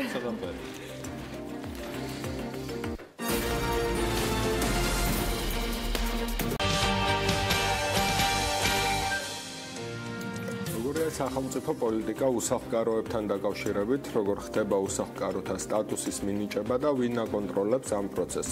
ეს კითხვები ალბათ ბევრს უჩნდება, როდესაც ქუჩაში მოწყალების მთხოვნელებს ან ღამის ყინვაში რომელიმე კუთხეში მწოლიარე ადამიანს ხედავს. ერთ-ერთი ასეთი შემთხვევა ანუკა ჯოხაძის რეპორტაჟის თემა გახდა.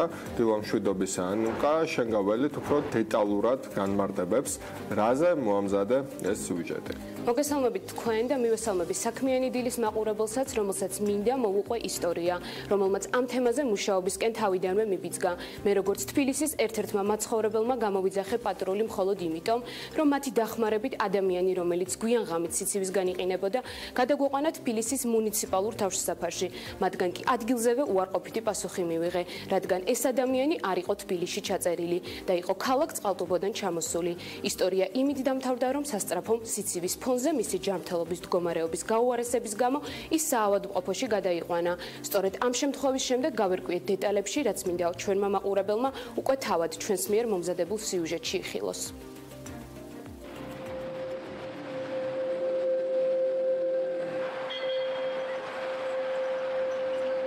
შაბათი დღე. პეკინის გამზირი. საღამოს 6 საათი.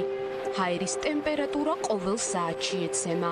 ქუჩები სავსეა გამვლელებით. ეს კი ქალბატონი მანანაა, რომელიც დეკემბრის სუსხს არ უშინდება და ღამეებს გარეთ ათევს. როგორც იქ მოვაჭრე ადამიანებისგან ვიგებთ, ქალბატონი აჭარიდანაა და უკვე 3 წელია ასეთ პირობებში ცხოვრობს. მას თავშესაფარმა უარი მხოლოდ იმიტომ უთხრა, რომ თბილისში არ არის ჩაწერილი. რაიონში ვარ ჩაწერილი. და ანუ იყავით თავშესაფარში მისული? 3 წლის წინ. მე რა გითხრეს თავშესაფარში? მაშინ ხანძარი გამიჩვინეს, აი იქეთ ტენისი მაშინ ვიყავი და მაშინ მიმიღეს, მე აღარა. და რატო, რას გეუბნებიან? ქალაქს არ მიეკუთვნებიო, კაცოვა. და დაქტოვეს მაგიტომ გარეთ? ხო, არაფრობით არ ქნეს გვიყვირეს შაშანცი. და იმის მერე აღარ მიგიმართავთ? შაშანწინის მერე? შარშანაც. წელს მიმართეთ თუ არა? რაღაცა მიმართავ არ ქნეს და. ჩვენ ადგილზევე შევეცადეთ თავშესაფართან გაგვერკვია. მიიღებდნენ თუ არა ისინი ადამიანს დროებით მაინც, რომელიც ზამთრის სუსხს ყოველ დღე გარეთ ატარებს, თუმცა პასუხი მათგან უარყოფითი აღმოჩნდა. გამარჯობათ, მე პეკინის მეტროდან გიკავშირდებით, ანუ გამვლელი ვარ და თქვენი ნომერი მომცეს, თავშესაფარში ვრეკავ, ხო? იცით რა მაინტერესებს, აქ ქალბატონი იმყოფება, რომელიც არ არის თბილისში ჩაწერილი და ამბობს, რომ რეალურად თავშესაფარმა არ მიიღო და მე მინდა რომ მითხრათ, ანუ ამ შემთხვევაში არ იღებთ ადამიანებს?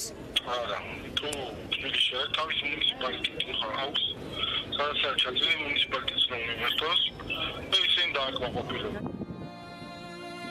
სულ რამდენიმე დღის წინ საქმიანი დილის გადამღები ჯგუფი ესტუმრა მერიის მიერ ჯერ კიდევ 2015 წელს შექმნილ კაპიტალურ თავშესაფარს, სადაც განგვიმარტავენ, რომ არსებობს კრიტერიუმი, რომელსაც თავშესაფარში მყოფი ადამიანები აკმაყოფილებენ, რომელიც გულისხმობს, რომ თავშესაფრის მისაღებად ადამიანი უნდა იყოს ქალაქ თბილისში ჩაწერილი. თუმცა ადგილზევე ვიგებთ, რომ გამონაკლისის სახით არა თბილისის მაცხოვრებელსაც იღებენ თავშესაფარში. არის გამონაკლისის შემთხვევები, როდესაც თქვათ ადამიანი მოგმართავს განსაკუთრებით ზამთრის ცივ პერიოდში, შესაძლებელია რომ ადამიანის სიცოცხლე საფრთხე დაემუქროს ქუჩაში. ასეთ შემთხვევაში შესაძლებელია კრიტერიუმების გარეშე იქნეს მიღებული მხოლოდ იმ თქვათ ღამის განმავლობაში. შესვლისთანავე ყურადღებას იქცევს პირობები, რომლებიც მათთვის შექმნა თავშესაფარმა. ამასთან ადგილზევე გვეუბნებიან ბენეფიციარები, რომ მათ ხელმძღვანელობისგან მაქსიმალური ხელშეწყობა აქვთ. თავშესაფარში განცხადება შევიწანე პარლამენტში და მითხრეს, რომ მე მოდიო განცხადება რომ შევიწანე და პასუხს მიიღებ, იმიტომ მე სახელი არ მაქვს. ისე რომ მე ავდექით და მითხრეს, რომ იქ თავშესაფარი არისო და მოვედი აქ. ძალიან კარგად მიიღეს. შედარება რომ ასეთ წყალში იქავს როლი და აკასუმცაც ავარ და კარგად ვარ. ერთ-ერთი არგუმენტი, რითაც შესაძლოა გამართლდეს თავშესაფრის კრიტერიუმები, ის არის, რომ თბილისის მუნიციპალური თავშესაფარი ფინანსდება თბილისის მერიის ბიუჯეტიდან და ხმარდება თბილისის მუნიციპალიტეტს. ჩვენ დავინტერესდით აღნიშნული თანხებით და ვნახეთ, რომ ისი გახსნის წლიდან დღემდე მასზე გამოყოფილი თანხები შემდეგნაირად გამოიყურება. 2015 წელი თბილისის მერიის საერთო ბიუჯეტიდან გამოყოფილი თანხა 722,440 ლარს უტოლდება. 2016 წელს თავშესაფრისთვის მოთხოვნილი თანხა 1,60,470 ლარია. ხოლო წელს თავშესაფარმა მერიის გამოყოფილი თანხის აგვისტოს თვის მონაცემებით 822,191 ლარი დახარჯა. ამ მიმართულებით ჩვენ დაახლოებით 1 მილიონ ლარამდე იხარჯება თბილისის ბიუჯეტიდან. შესაბამისად ამ დღეისათვის ფუნქციონირებს ერთი თავშესაფარი, რომელიც გათვლილია 240 ბენეფიციარზე და ეს თბილისის თბილისის მოთხოვნას ამ ეტაპზე აკმაყოფილებს, ვინაიდან 3 წლის სტატისტიკის მიხედვით მაქსიმუმი ოდენობა, რაც კი ყოფილა ამ თავშესაფარში განთავსებული არის 100-დან 170 პიროვნებამდე. საბოლოოდ კითხვა ჩნდება, ვიღებს პასუხისმგებლობას იმ ადამიანებზე, რომლებიც არ არიან თბილისის მაცხოვრებლები, თუმცა ისინი თბილისში მკაცრ ზამთარს ღია ცის ქვეშ ხვდებიან. არიან თუ არა რეგიონები მზად მათ მისაღებად, როცა თბილისის მუნიციპალიტეტი მათ თავშესაფარზე პასუხისმგებლობას გრძელვადიან პერსპექტივაში ვერ უზრუნველყოფს. ანუკა ჯოხაძე შემოგვიერთა, სიუჟეტის ავტორი, ის უკვე საქმიანი დილის თანაწამყვანებთან ერთად არის. მე არ მინდა დილამშვიდობის. მე არ მინდა ჩვენი საუბარი დავიწყო რაიმე სხვა კითხვით, გარდა იმ კითხვისა, რომლითაც შენ დაასრულე სიუჟეტი. მასზე მუშაობისას ჯერ კიდევ გუშინ ჩვენც არ გქონდა ბევრ კითხვაზე პასუხი, თუმცა რაზე მიიღე პასუხი? აი თქვათ მსგავსად მაგალითად ბატონი გელაჩივიაშვილისა, რომელიც შენი რესპონდენტი იყო და რაზე დაგვრჩა კითხვები. რეალურად მე პასუხი მივიღე იმ კითხვაზე, რომ თბილის აქვს თავშესაფარი, რომელიც ასე ვთქვათ უზრუნველყოფს თბილისის მაცხოვრებლების, ასე ვთქვათ, აკმაყოფილებს მის ასე ვთქვათ მოთხოვნილებებს, იმიტომ რომ რეალურად მე ვეწვი ამ თავშესაფარს და იქ ნამდვილად არის ის პირობები შექმნილი, რაც ასე ვთქვათ მათ სჭირდებათ.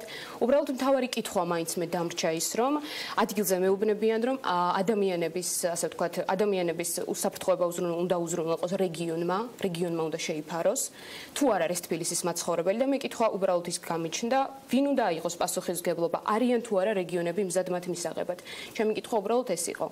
ანუ ჩვენ გვჭება თავარი კითხვა, რომ თუ ადამიანი არ არის თბილისელი და ამის გადამოწმება, იდენტიფიცირება ხდება იგივე თუნდაც მარტივად პატრულის საშუალებით, პირადობის მოწმობა საკმარისია, რომ ამ ბაზიდან დაარწმუნდა ერთში ან მეორეში, ეს ადამიანი რჩება იმ შესაძლებლობის გარეშე, რაც თქვათ კარგ პირობებში თან აქვს თბილისელებს, ასეა. რეგიონებში რა სიტუაცია გვაქვს? ანუ გვაქვს თუ არა რაიმე ინფორმაცია წინასწარ ანალოგიური პროგრამა შესაბამისი დაფინანსებით. შეიძლება ის არ იყოს ესეთი მასშტაბური და მილიონს აჭარბებდეს წელიწადში, თქვათ როგორც თბილისის მუნიციპალიტეტს აქვს ამის საშუალება.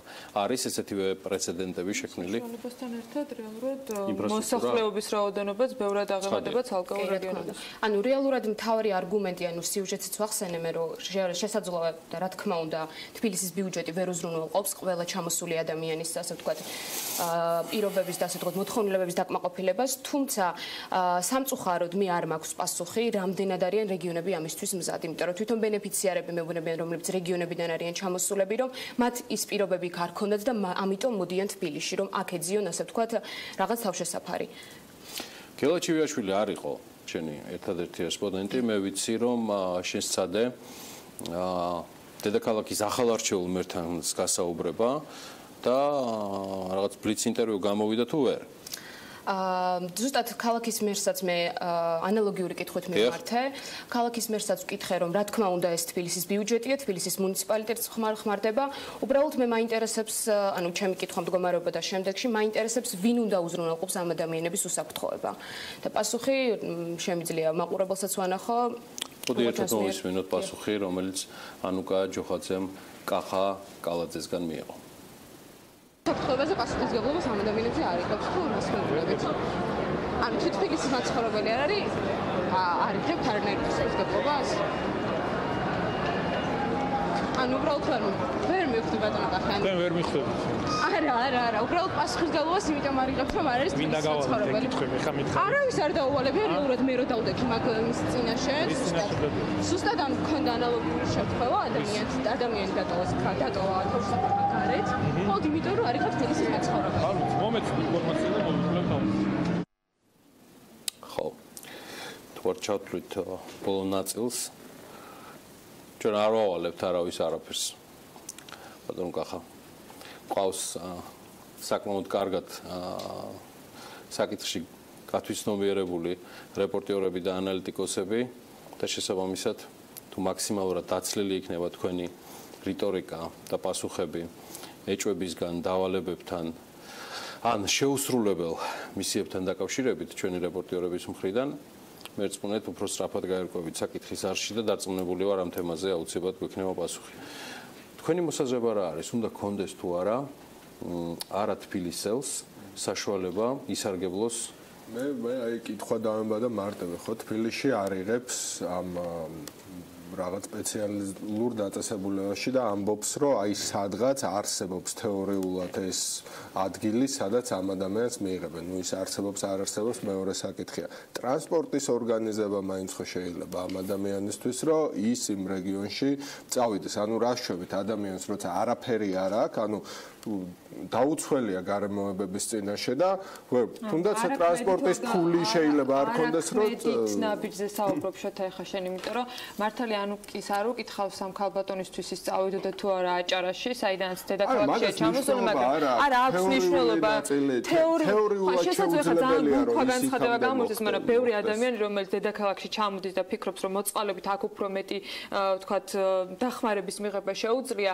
არ დათანხმდება უკან დაბრუნებას და არც ერთ შემთხვევაში ეგ ჩვენ ადამიანებს თავში ხო არ ვზივართ ხო არ ვიცით ვინ დათანხმდება სახელმწიფო როცა შენ ეუნები რომ აი მე შენ აქ ვერ მიგიღებ იმიტომ რომ შენთვის მაქვს იქ ადგილი და არაფერი არ აქვს ანუ აი პლედით ხო ჯადოსნური ხალიჩა ხო არა რომ დაჯდეს და გადაფრინდეს მინიმუმ ეგ უნდა იყოს რაღაცა დოზები რომ ან ვადები რომ თქვა ორი დღით შეუძლია თავშესაფარში გადაიყვანოს და მე რომ ფეხებზე მკიდია და როცა კრიტიკულ კითხვას დაუსვავ ქალაქის მერს გადავარდება პარანოიაში იმიტომ რომ ყველა კითხვა რომელზეც არ უფიქრია თურმე ვიღაცის დავალებულია ზემოდან იმიტომ რომ რაზეც პასუხი არ გაქვს შეგიძლია თქვა რომ ეს ალბათ ვიღაცამ ცოტა რთულად თუ მოგეჩვენება კითხვა შეიძლება თქვა რომ აი ახლა ფიქრობდნენ რა გამომიჩიჩქნონ და ეს ეს თქვა შეიძლება რომ ანუ მერიის სქემაში საჯდებოდეს იმიტომ რომ თბილისის მერია ვერ განკარგავს ამ შემთხვევაში ამ ადამიანების განაწილებას საქართველოს მასშტაბით ალბათ უფრო საპატრულო პოლიციის თანამშრომლები უნდა იყვნენ ამ ორგანიზებაში ჩართულეს უკვე უნდა იყოს ბიუჯეტიდან უნდა იყოს ანუ რეალურად აკეთებენ ანუ უბრალოდ საინტერესო ის იყო ანუ სიუჟეტიდანაც გამოჩნდა რომ მე როგორც გამლელმა რომ დავრეკე თავშესაფარმა უარი მითხრა ამ ადამიანის მიღებაზე მაგრამ მე როცა მივედი როგორც ჟურნალისტი გადამღები ჯგუფით თავშესაფარში თავშესაფარი მეუბნება რომ ამ ადამიანს ასე ვთქვათ მიიღებს რამოდენიმე დღით და შემდეგ უკვე უზრუნველყოფს მის გადაყვანას სხვა რეგიონში მაგრამ ალბათ არსებობს მაშინ სქემა როდესაც საპატრულო პოლიცია იღებს თანხმობას ამ ადამიანისაგან რომ დაბრუნდეს ვთქვათ იმ რეგიონში და იქ მიიღოს თავშესაფარი ამ რამდენიმე დღით სანამ ტრანსპორტირება მოხდება ანუ რეალურად ის სქემა რომელზეც ჩვენ საუბრობთ იმიტომ რომ ცოტა ანუ ინფორმაცია სქემაზე არ საუბრობ ლოგიკაზე ვსაუბრობ ხო ლოგიკა თავისთავად სქემის მიხედვით უნდა იყოს რომელთაც სახელმწიფო იმჭერს რომ არ შეიძლება თბილისის მერიამ განსაზღვროს აჭარაში კახეთში სამეგრელოში თუ სვანეთში სად გავრი ანუ აქ სხვა სტრუქტურა უნდა იყოს ჩართული ჩემი მოდი ეს რამე კი ბატონო შევთანხმდით მოდი ეს რამე ვქნათ ავიღოთ სათვალოში რომ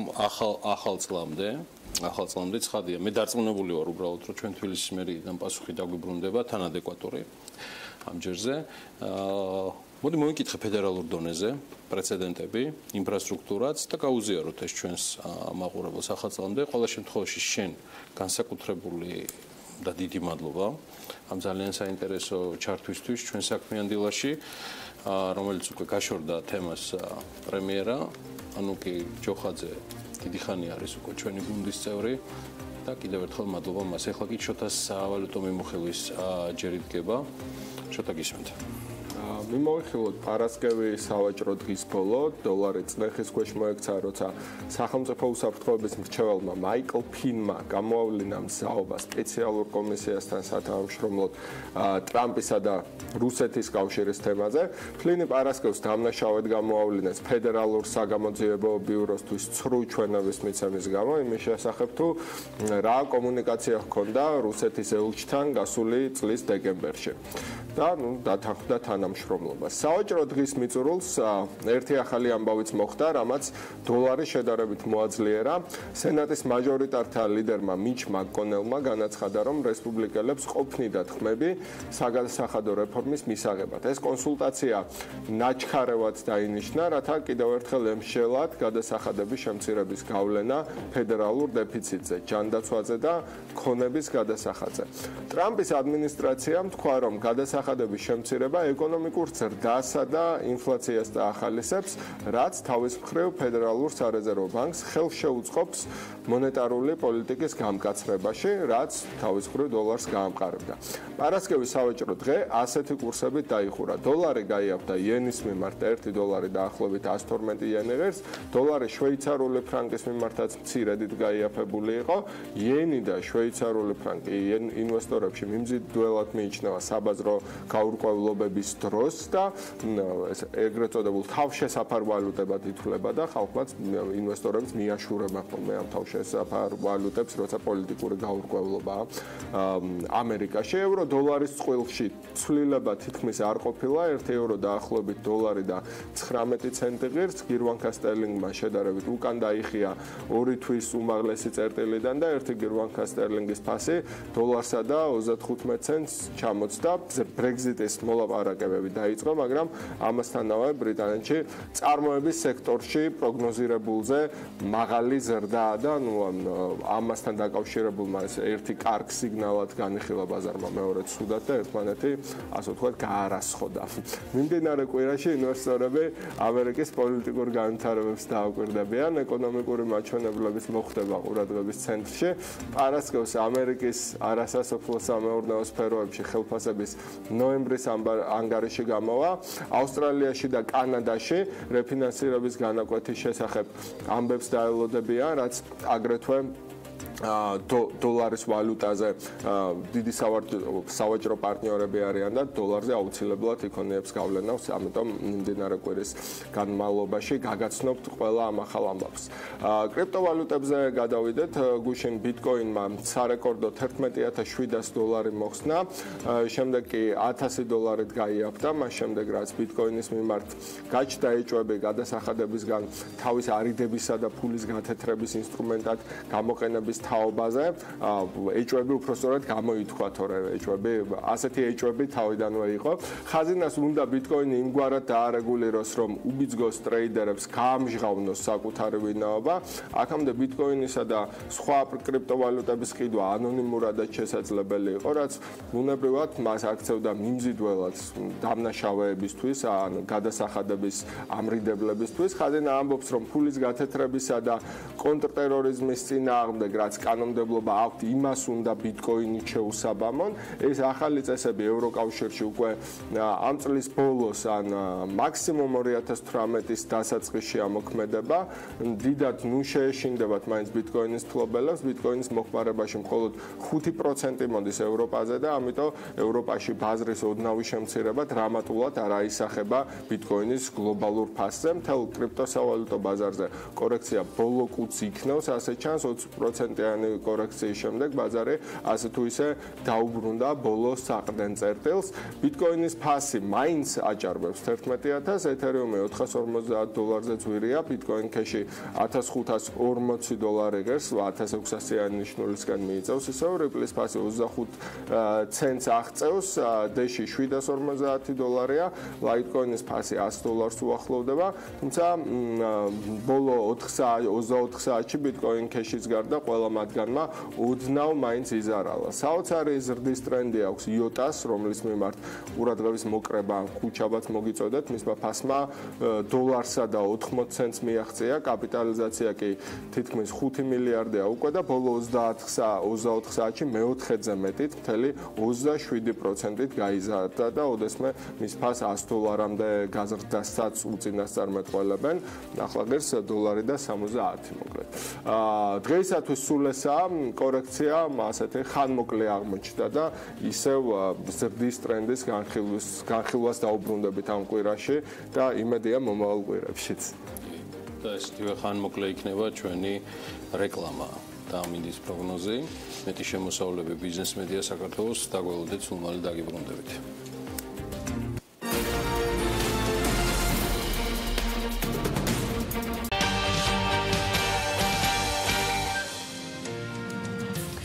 2012 წელს საპარლამენტო არჩევნებში გამარჯვებულმა ქართულმა ოცნებამ ერთ-ერთ პრიორიტეტად სოფლის მეურნეობა დაასახელა. მაშინდელმა პრემიერმა თავის გამოსვლებში ხაზი გაუსვა ბევრჯერ, რომ სოფლის მეურნეობაში წლების განმავლობაში მილიარდ ლარს ჩადებდა. ბოლო 5 წლის განმავლობაში სოფლის მეურნეობაში არაერთი სახელმწიფო პროგრამა განხორციელდა. რეალურად ზოგიერთი დღეს უკვე აღარ ფუნქციონირებს, ზოგიერთი პროგრამა კი კვლავ აგრძელებს მუშაობას.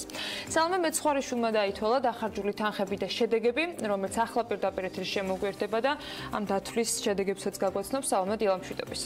დილამშვიდობის, როგორც შენ აღნიშნე, ანა, ქართული ოცნების ხელისუფლებაში მოსვლის შემდეგ სოფლის მეურნეობა პრიორიტეტად გამოცხადდა და ამ მიმართულებით საკმაოდ დიდი თანხების ჩადებაც დაანონსდა იმ იმედით, რომ აგრარული მიმართულება ქართული ეკონომიკის ერთ-ერთი გამწევი ზალა უნდა ყოფილიყო. სწორედ ამიტომ დავინტერესდით, რა შედეგი გვაქვს 5 წლის შემდეგ. საქმის კურსმა სახელმწიფო ბიუჯეტიდან ბოლო 5 წლის განმავლობაში სოფლის მეურნეობაში განხორციელებული ძირითადი პროგრამების შესახებ ინფორმაცია შეკრიბა.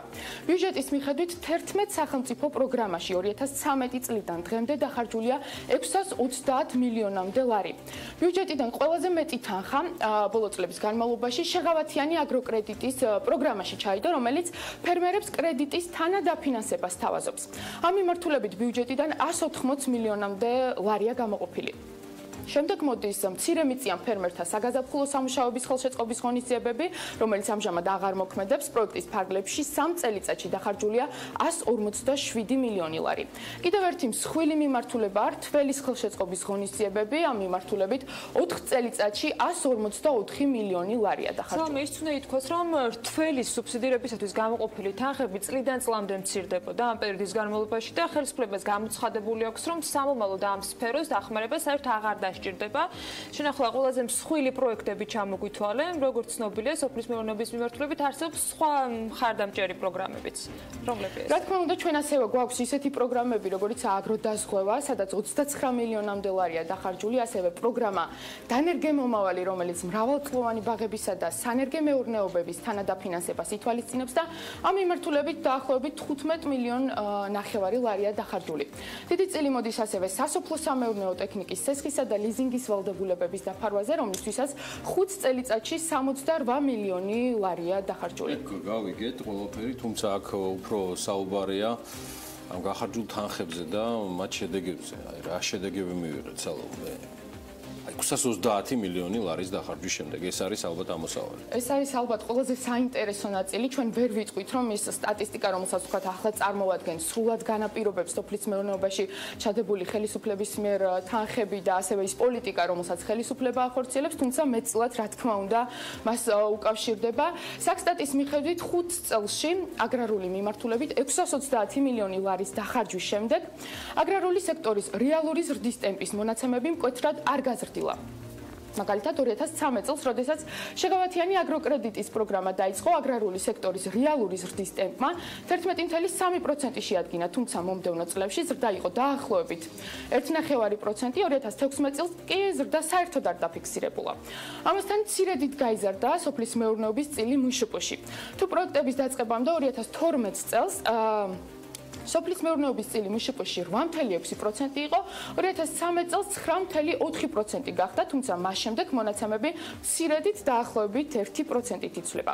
რაც შეეხება სოფლის მეურნეობის გამოშვებას, ეს მაჩვენებელი წლიდან წლამდე იზრდება, თუმცა მკვეთრი ზრდა აქაც არ გვაქვს. მოკლედ ეს არის ის ძირითადი რიცხვები, რასაც სტატისტიკა დღეს გვიჩვენებს. 5 წელი, რა თქმა უნდა, არ არის არც ცოტა და არც ბევრი დრო.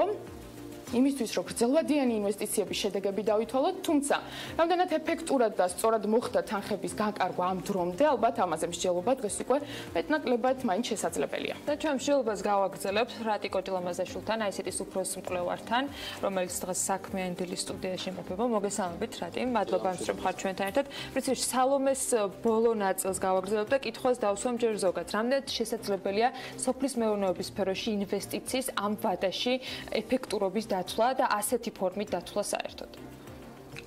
ამ ეტაპისთვის ეს ერთადერთი საშუალება არის, შეგვიძლია დავითვალოთ, თუმცა რა თქმა უნდა, ამას დრო ჭირდება. კიდევ ერთხელ ვიტყვი, იმიტომ რომ ზოგი ინვესტიცია აქედან ჩაიდო 2014-ში და მეტნაკლებად გვაქვს შედეგი, თუმცა ზოგი ჩაიდო შარშან წინ, მით უმეტეს მრავალწლიან არგავებზე, როდესაც არის საუბარი, ამის დათვლა ძალიან რთულია. თუმცა რა თქმა უნდა არის შენიშვნები, რაზეც შეგვიძლია. სფეროს სექტორის სპეციფიკურობას და თანხების ეფექტურ დათვალშორებას. ანუ გულისხმობ, რომ არის ცალკეული პროგრამები, რომელიც პირველ ან მეორე წელიწადს შედეგს ვერ მოგცემს. თუმცა არსებობენ თან დასაბუთებულად მოსაზრებების მქონე პირთა ჯგუფი, რომლებიც საერთოდ 630 მილიონს კი არა, ლარსაც არ მიიჩნევენ ღირსად სოფლის მეურნეობაში რო ჩაიდოს. კი ბატონო, იყო გარკვეული პროგრამები და კიდევ არის, რომელიც უფრო სოციალური კუთხით არის მატარებელი და მოკლევადიან პერიოდზე იყო გათვლილი, ზოგი მათგანი დღეს აღარ არის, რაც მნიშვნელოვანია, თუმცა ზოგი პროგრამა, რომელიც უფრო გრძელ ვადაზეა გათვლილი, რა თქმა უნდა, მასზე უფრო უნდა მოხდეს, ასე ვთქვათ, მეტი ყურადღება რო იქნას გამახვილებული, იქიდან გამომდინარე, რომ რაღაცნაირად თანამედროვე რელსებზე გადავიდეს სოფლის მეურნეობა. მე ვიძახი, რომ აქ ეს უნდა იყოს მოდერნიზაცია. ჩვენ ევროკავშირის მოდერნიზაცია. კი ბატონო, ტექნოლოგიური ცოდნა და ამ შემდეგ თლიანად სოფლის მეურნეობას სჭირდება მოდერნიზაცია. მით უმეტეს, როდესაც საუბრობთ ევროკავშირის ბაზარის შესვლაზე და იმ სტანდარტების აქტან ერკვაც არ არის მაინც და მაინც, რომ იქ უნდა გავიდეთ ექსპორტზე, არამედ ჩვენ მოგვეთხოვება ის სტანდარტები, რომ იგივე სურსათის უნებელი სურსათი გქონდეს ადგილზე და მოვიხმაროთ უნებელი სურსათი. რამდენად არის შესაძლებელი, რომ ზოგადად საქართველოს მსგავს ქვეყანაში გულისხმობ ხშირად საუბრობენ იმის შესახებ, რომ საქართველო არის მცირემიწიანი ქვეყანა და აი რამდენად არის შესაძლებელი, რომ ეკონომიკის გამწევი ძალა რეალურად გახდეს სოფლის მეურნეობა და დაახლოებით რა დრო შეიძლება იყოს ამისთვის საჭირო? მე ვერ დაგეთანხმებით, რომ ეკონომიკის გამწევი ძალა უნდა იყოს. უნდა იყოს, რა თქმა უნდა, არც იმას ვერ თანხმობ, რომ საერთოდ არაფერი არ უნდა გაიცეს. იქიდან გამომდინარე, რომ აქ 100-ია თუ ისე მეტნაკლებად მოსახლეობის დაახლოებით ნახევარია დაკავშირებული. მე არ ვიძახი, რომ სრულიად აქედან იღებენ შემოსავალს, იქიდან გამომდინარე, როდესაც შინამეურნეობების შემოსავლის წილს ვნახულობთ, აქ სოფლის მეურნეობა მაქსიმუმ 50%-ია, ხშირ შემთხვევაში 30-დან 50-მდე მერყეობს. ამიტომ აქ აქცენტი უნდა გაკეთდეს ისეთ ფერმერებზე, რომლებსაც ზრდის და განვითარების შესაძლებლობა აქვს, რომლებიც გადავლენ ამ თანამედროვე რელსებზე და არავითარ შემთხვევაში ცვლილებასაც გულისხმობთ, ანუ რა შეუძლია სახელმწიფოს ფასილიტაცია გააკეთოს, სიტყვაზე კოოპერატივებით, რა შეიძლება გააკეთდეს იმისთვის, რომ დაიწყოს ეს პროცესი, რომელზეც დიდი ხანია ვსაუბრობთ. ანუ მცირემიწიანობის პრობლემა ერთ-ერთი მთავარი ბარიერია სოფლის მეურნეობის განვითარების გზაზე და რა ქმედითი ნაბიჯებით შეუძლია სახელმწიფოს, რომ წაახალისოს ეს გამსხვილება. კი ბატონო, შოთა კოოპერაცია რაც ახსენე, ეს არის ერთ-ერთი გზა, თუმცა პანაცეა ეს არ არის, ვიცით რა პრობლემებსაც აწყდება კოოპერაცია და ну კარგია რომ დაიწყო ასევე ევროპელების დიდი დახმარებით ამ მიმართულებით, თუმცა ძალიან ბევრი რამე არის დასახვეწი ამ მიმართულებითაც. ასევე რა თქმა უნდა შედარებით უფრო მსხვილი ფერმების არსებობა და რომლებიც უკვე თანამედროვე ტექნოლოგიებით არსებობს ქვეყანაში, ასეთი არის, თუმცა სამწუხაროდ ამის არც ბაზა არსებობს თუ სად როგორია და არც ამის რეპლიკაცია ხდება მაქსიმალურად. ესეთი წარმატებული кейსები შესწავლა უნდა მოხდეს მაქსიმალურად და მათი იგივე ეს დუალური სწავლებას რო ვიძახით, მათი ჩართვა რახამ უკვე წარმატებული მოდელია, მოდი ამის რეპლიკაცია გავაკეთოთ. თქვენივე ერთ-ერთ კვლევაში იყო ისეთის კვლევაში, როგორ აღემატება პროდუქტიულობით ეს მარნეულის, ეთნიკურად სომეხი მოსახლეობის შრომის წარმოებლურობა, როგორ არის უფრო მაღალი, ვიდრე იმავე რეგიონში ქართველების. ანუ აქედანაც შეიძლება ხო რაღაც დასკვნების გამოტანა, რაღაცა კულტურულ პრობლემასთან შეიძლება გქონდეს საქმე გარდა იმისა, რომ რაღაც ობიექტური პირველ მიზეზები იმისა, რომ დიდი აუთფუთი ეგრეთ წოდებული არ აქვს ქართულ სოფლის მეურნეობას. ანუ ტექნოლოგიები არ არის და გარდა ამ ტექნოლოგიებისა რაღაც მოძველებული ტექნიკებით ხო არ ზრდიან, რაღაც ცუდი მასალებით ხო არ წამლავენ. ანუ რა შეიძლება დავასახელოთ იმის მიზეზად, გარდა იმ ობიექტური წინაპირობების არარსებობისა. რატომ მოყავს ერთი და იგივე ტერიტორიაზე, ერთი და იგივე მიწაზე სომეხ ფერმერს უფრო მეტი ვიდრე ქართველს? როგორ შეიძლება ეს ბევრ ფაქტორზეა დამოკიდებული. ხშირ შემთხვევაში ეს რეგიონზეც არის, თუმცა რეგიონის ჭრილში თქვენ რასაც დაასახელეთ, გვაქვს ასეთი შემთხვევებიც სხვადასხვა მიმართულებით, ამიტომ ამას ძალიან ბევრ ფაქტორზეა, იგივე ტექნოლოგიები, თანამედროვე ხამქიმიკატები იქნება, სათესლე მასალები, რომლებიც უფრო პროდუქტიულია სამწუხაროდ.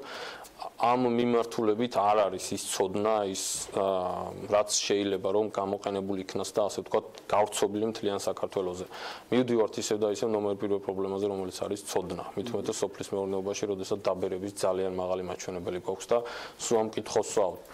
მე მაგალითად რომ სოფლის მეურნეობა მოითხოვს დროს, რატო ვკარგავთ დროს, რატო მავრდებთ ამაში ძალიან დიდ რესურსს, რომ ყავდეს კარგი აგრონომი, კარგი ვეტერინარი ქვეყანაში. იმ თანხებს მინდა დაუბრუნდე, ამ თანხების სხვაგვარად განკარგვის შემთხვევაში იქნებოდა თუ არა უკეთესი ეფექტი, თუნდაც იმ კრიტერიუმების დაკმაყოფილების, რომელსაც თქვენ ასახელებდით. გამსხურება, მათ შორის ტექნოლოგიური განახლება, ან განათლების მიმართულება, ან ასე შემდეგ. რომელი პროექტები შეგიძლიათ გამოარჩიოთ უკვე არსებულზე ვისაუბროთ, რომელსაც ჰქონდა ხარვეზი და რომელიც თქვენი აზრით იყო სწორედ იმ გზისკენ მიმავალი, რომელსაც შეიძლებოდა რომ უკეთესი ეფექტი ეჩვენებინა ან აჩვენებს მომავალში.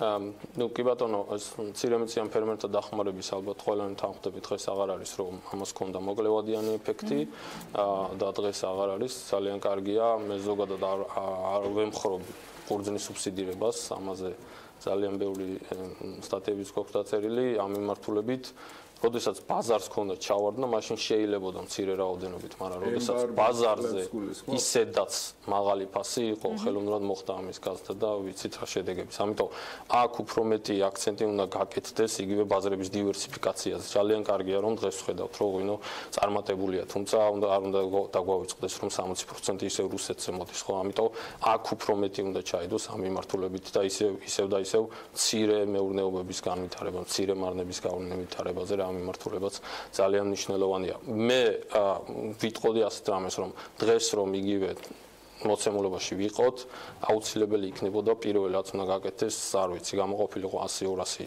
ახალგაზრდა, რომელიც გადამზადდებოდა თუნდაც იგივე ევროპაში, ამერიკაში, თანამედროვე სოფლის მეურნეობაში და მომხდარიყო მათი ასე ვთქვათ ჩამოყვანა აქ დასაქმება, რომ რაღაცნაირად თავის დროზე მომხდარიყო ასე ვთქვათ რელსებზე გადასვლის დაწყება.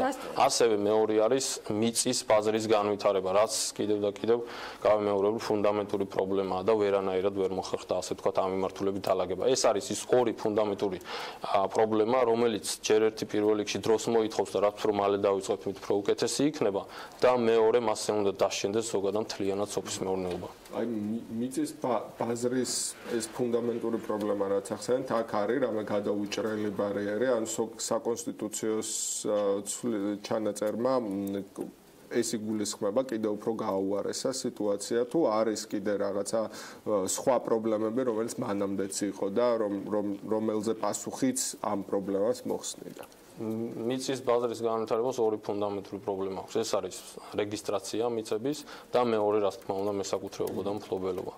რეგისტრაცია რა დღეს მიმდინარეობს, ასე ვთქვათ, დაჩქარებული წესით და რეფორმას ვეძახით, რეალურად ვიცით, რომ დიდი შედეგის მატარებელი არ არის.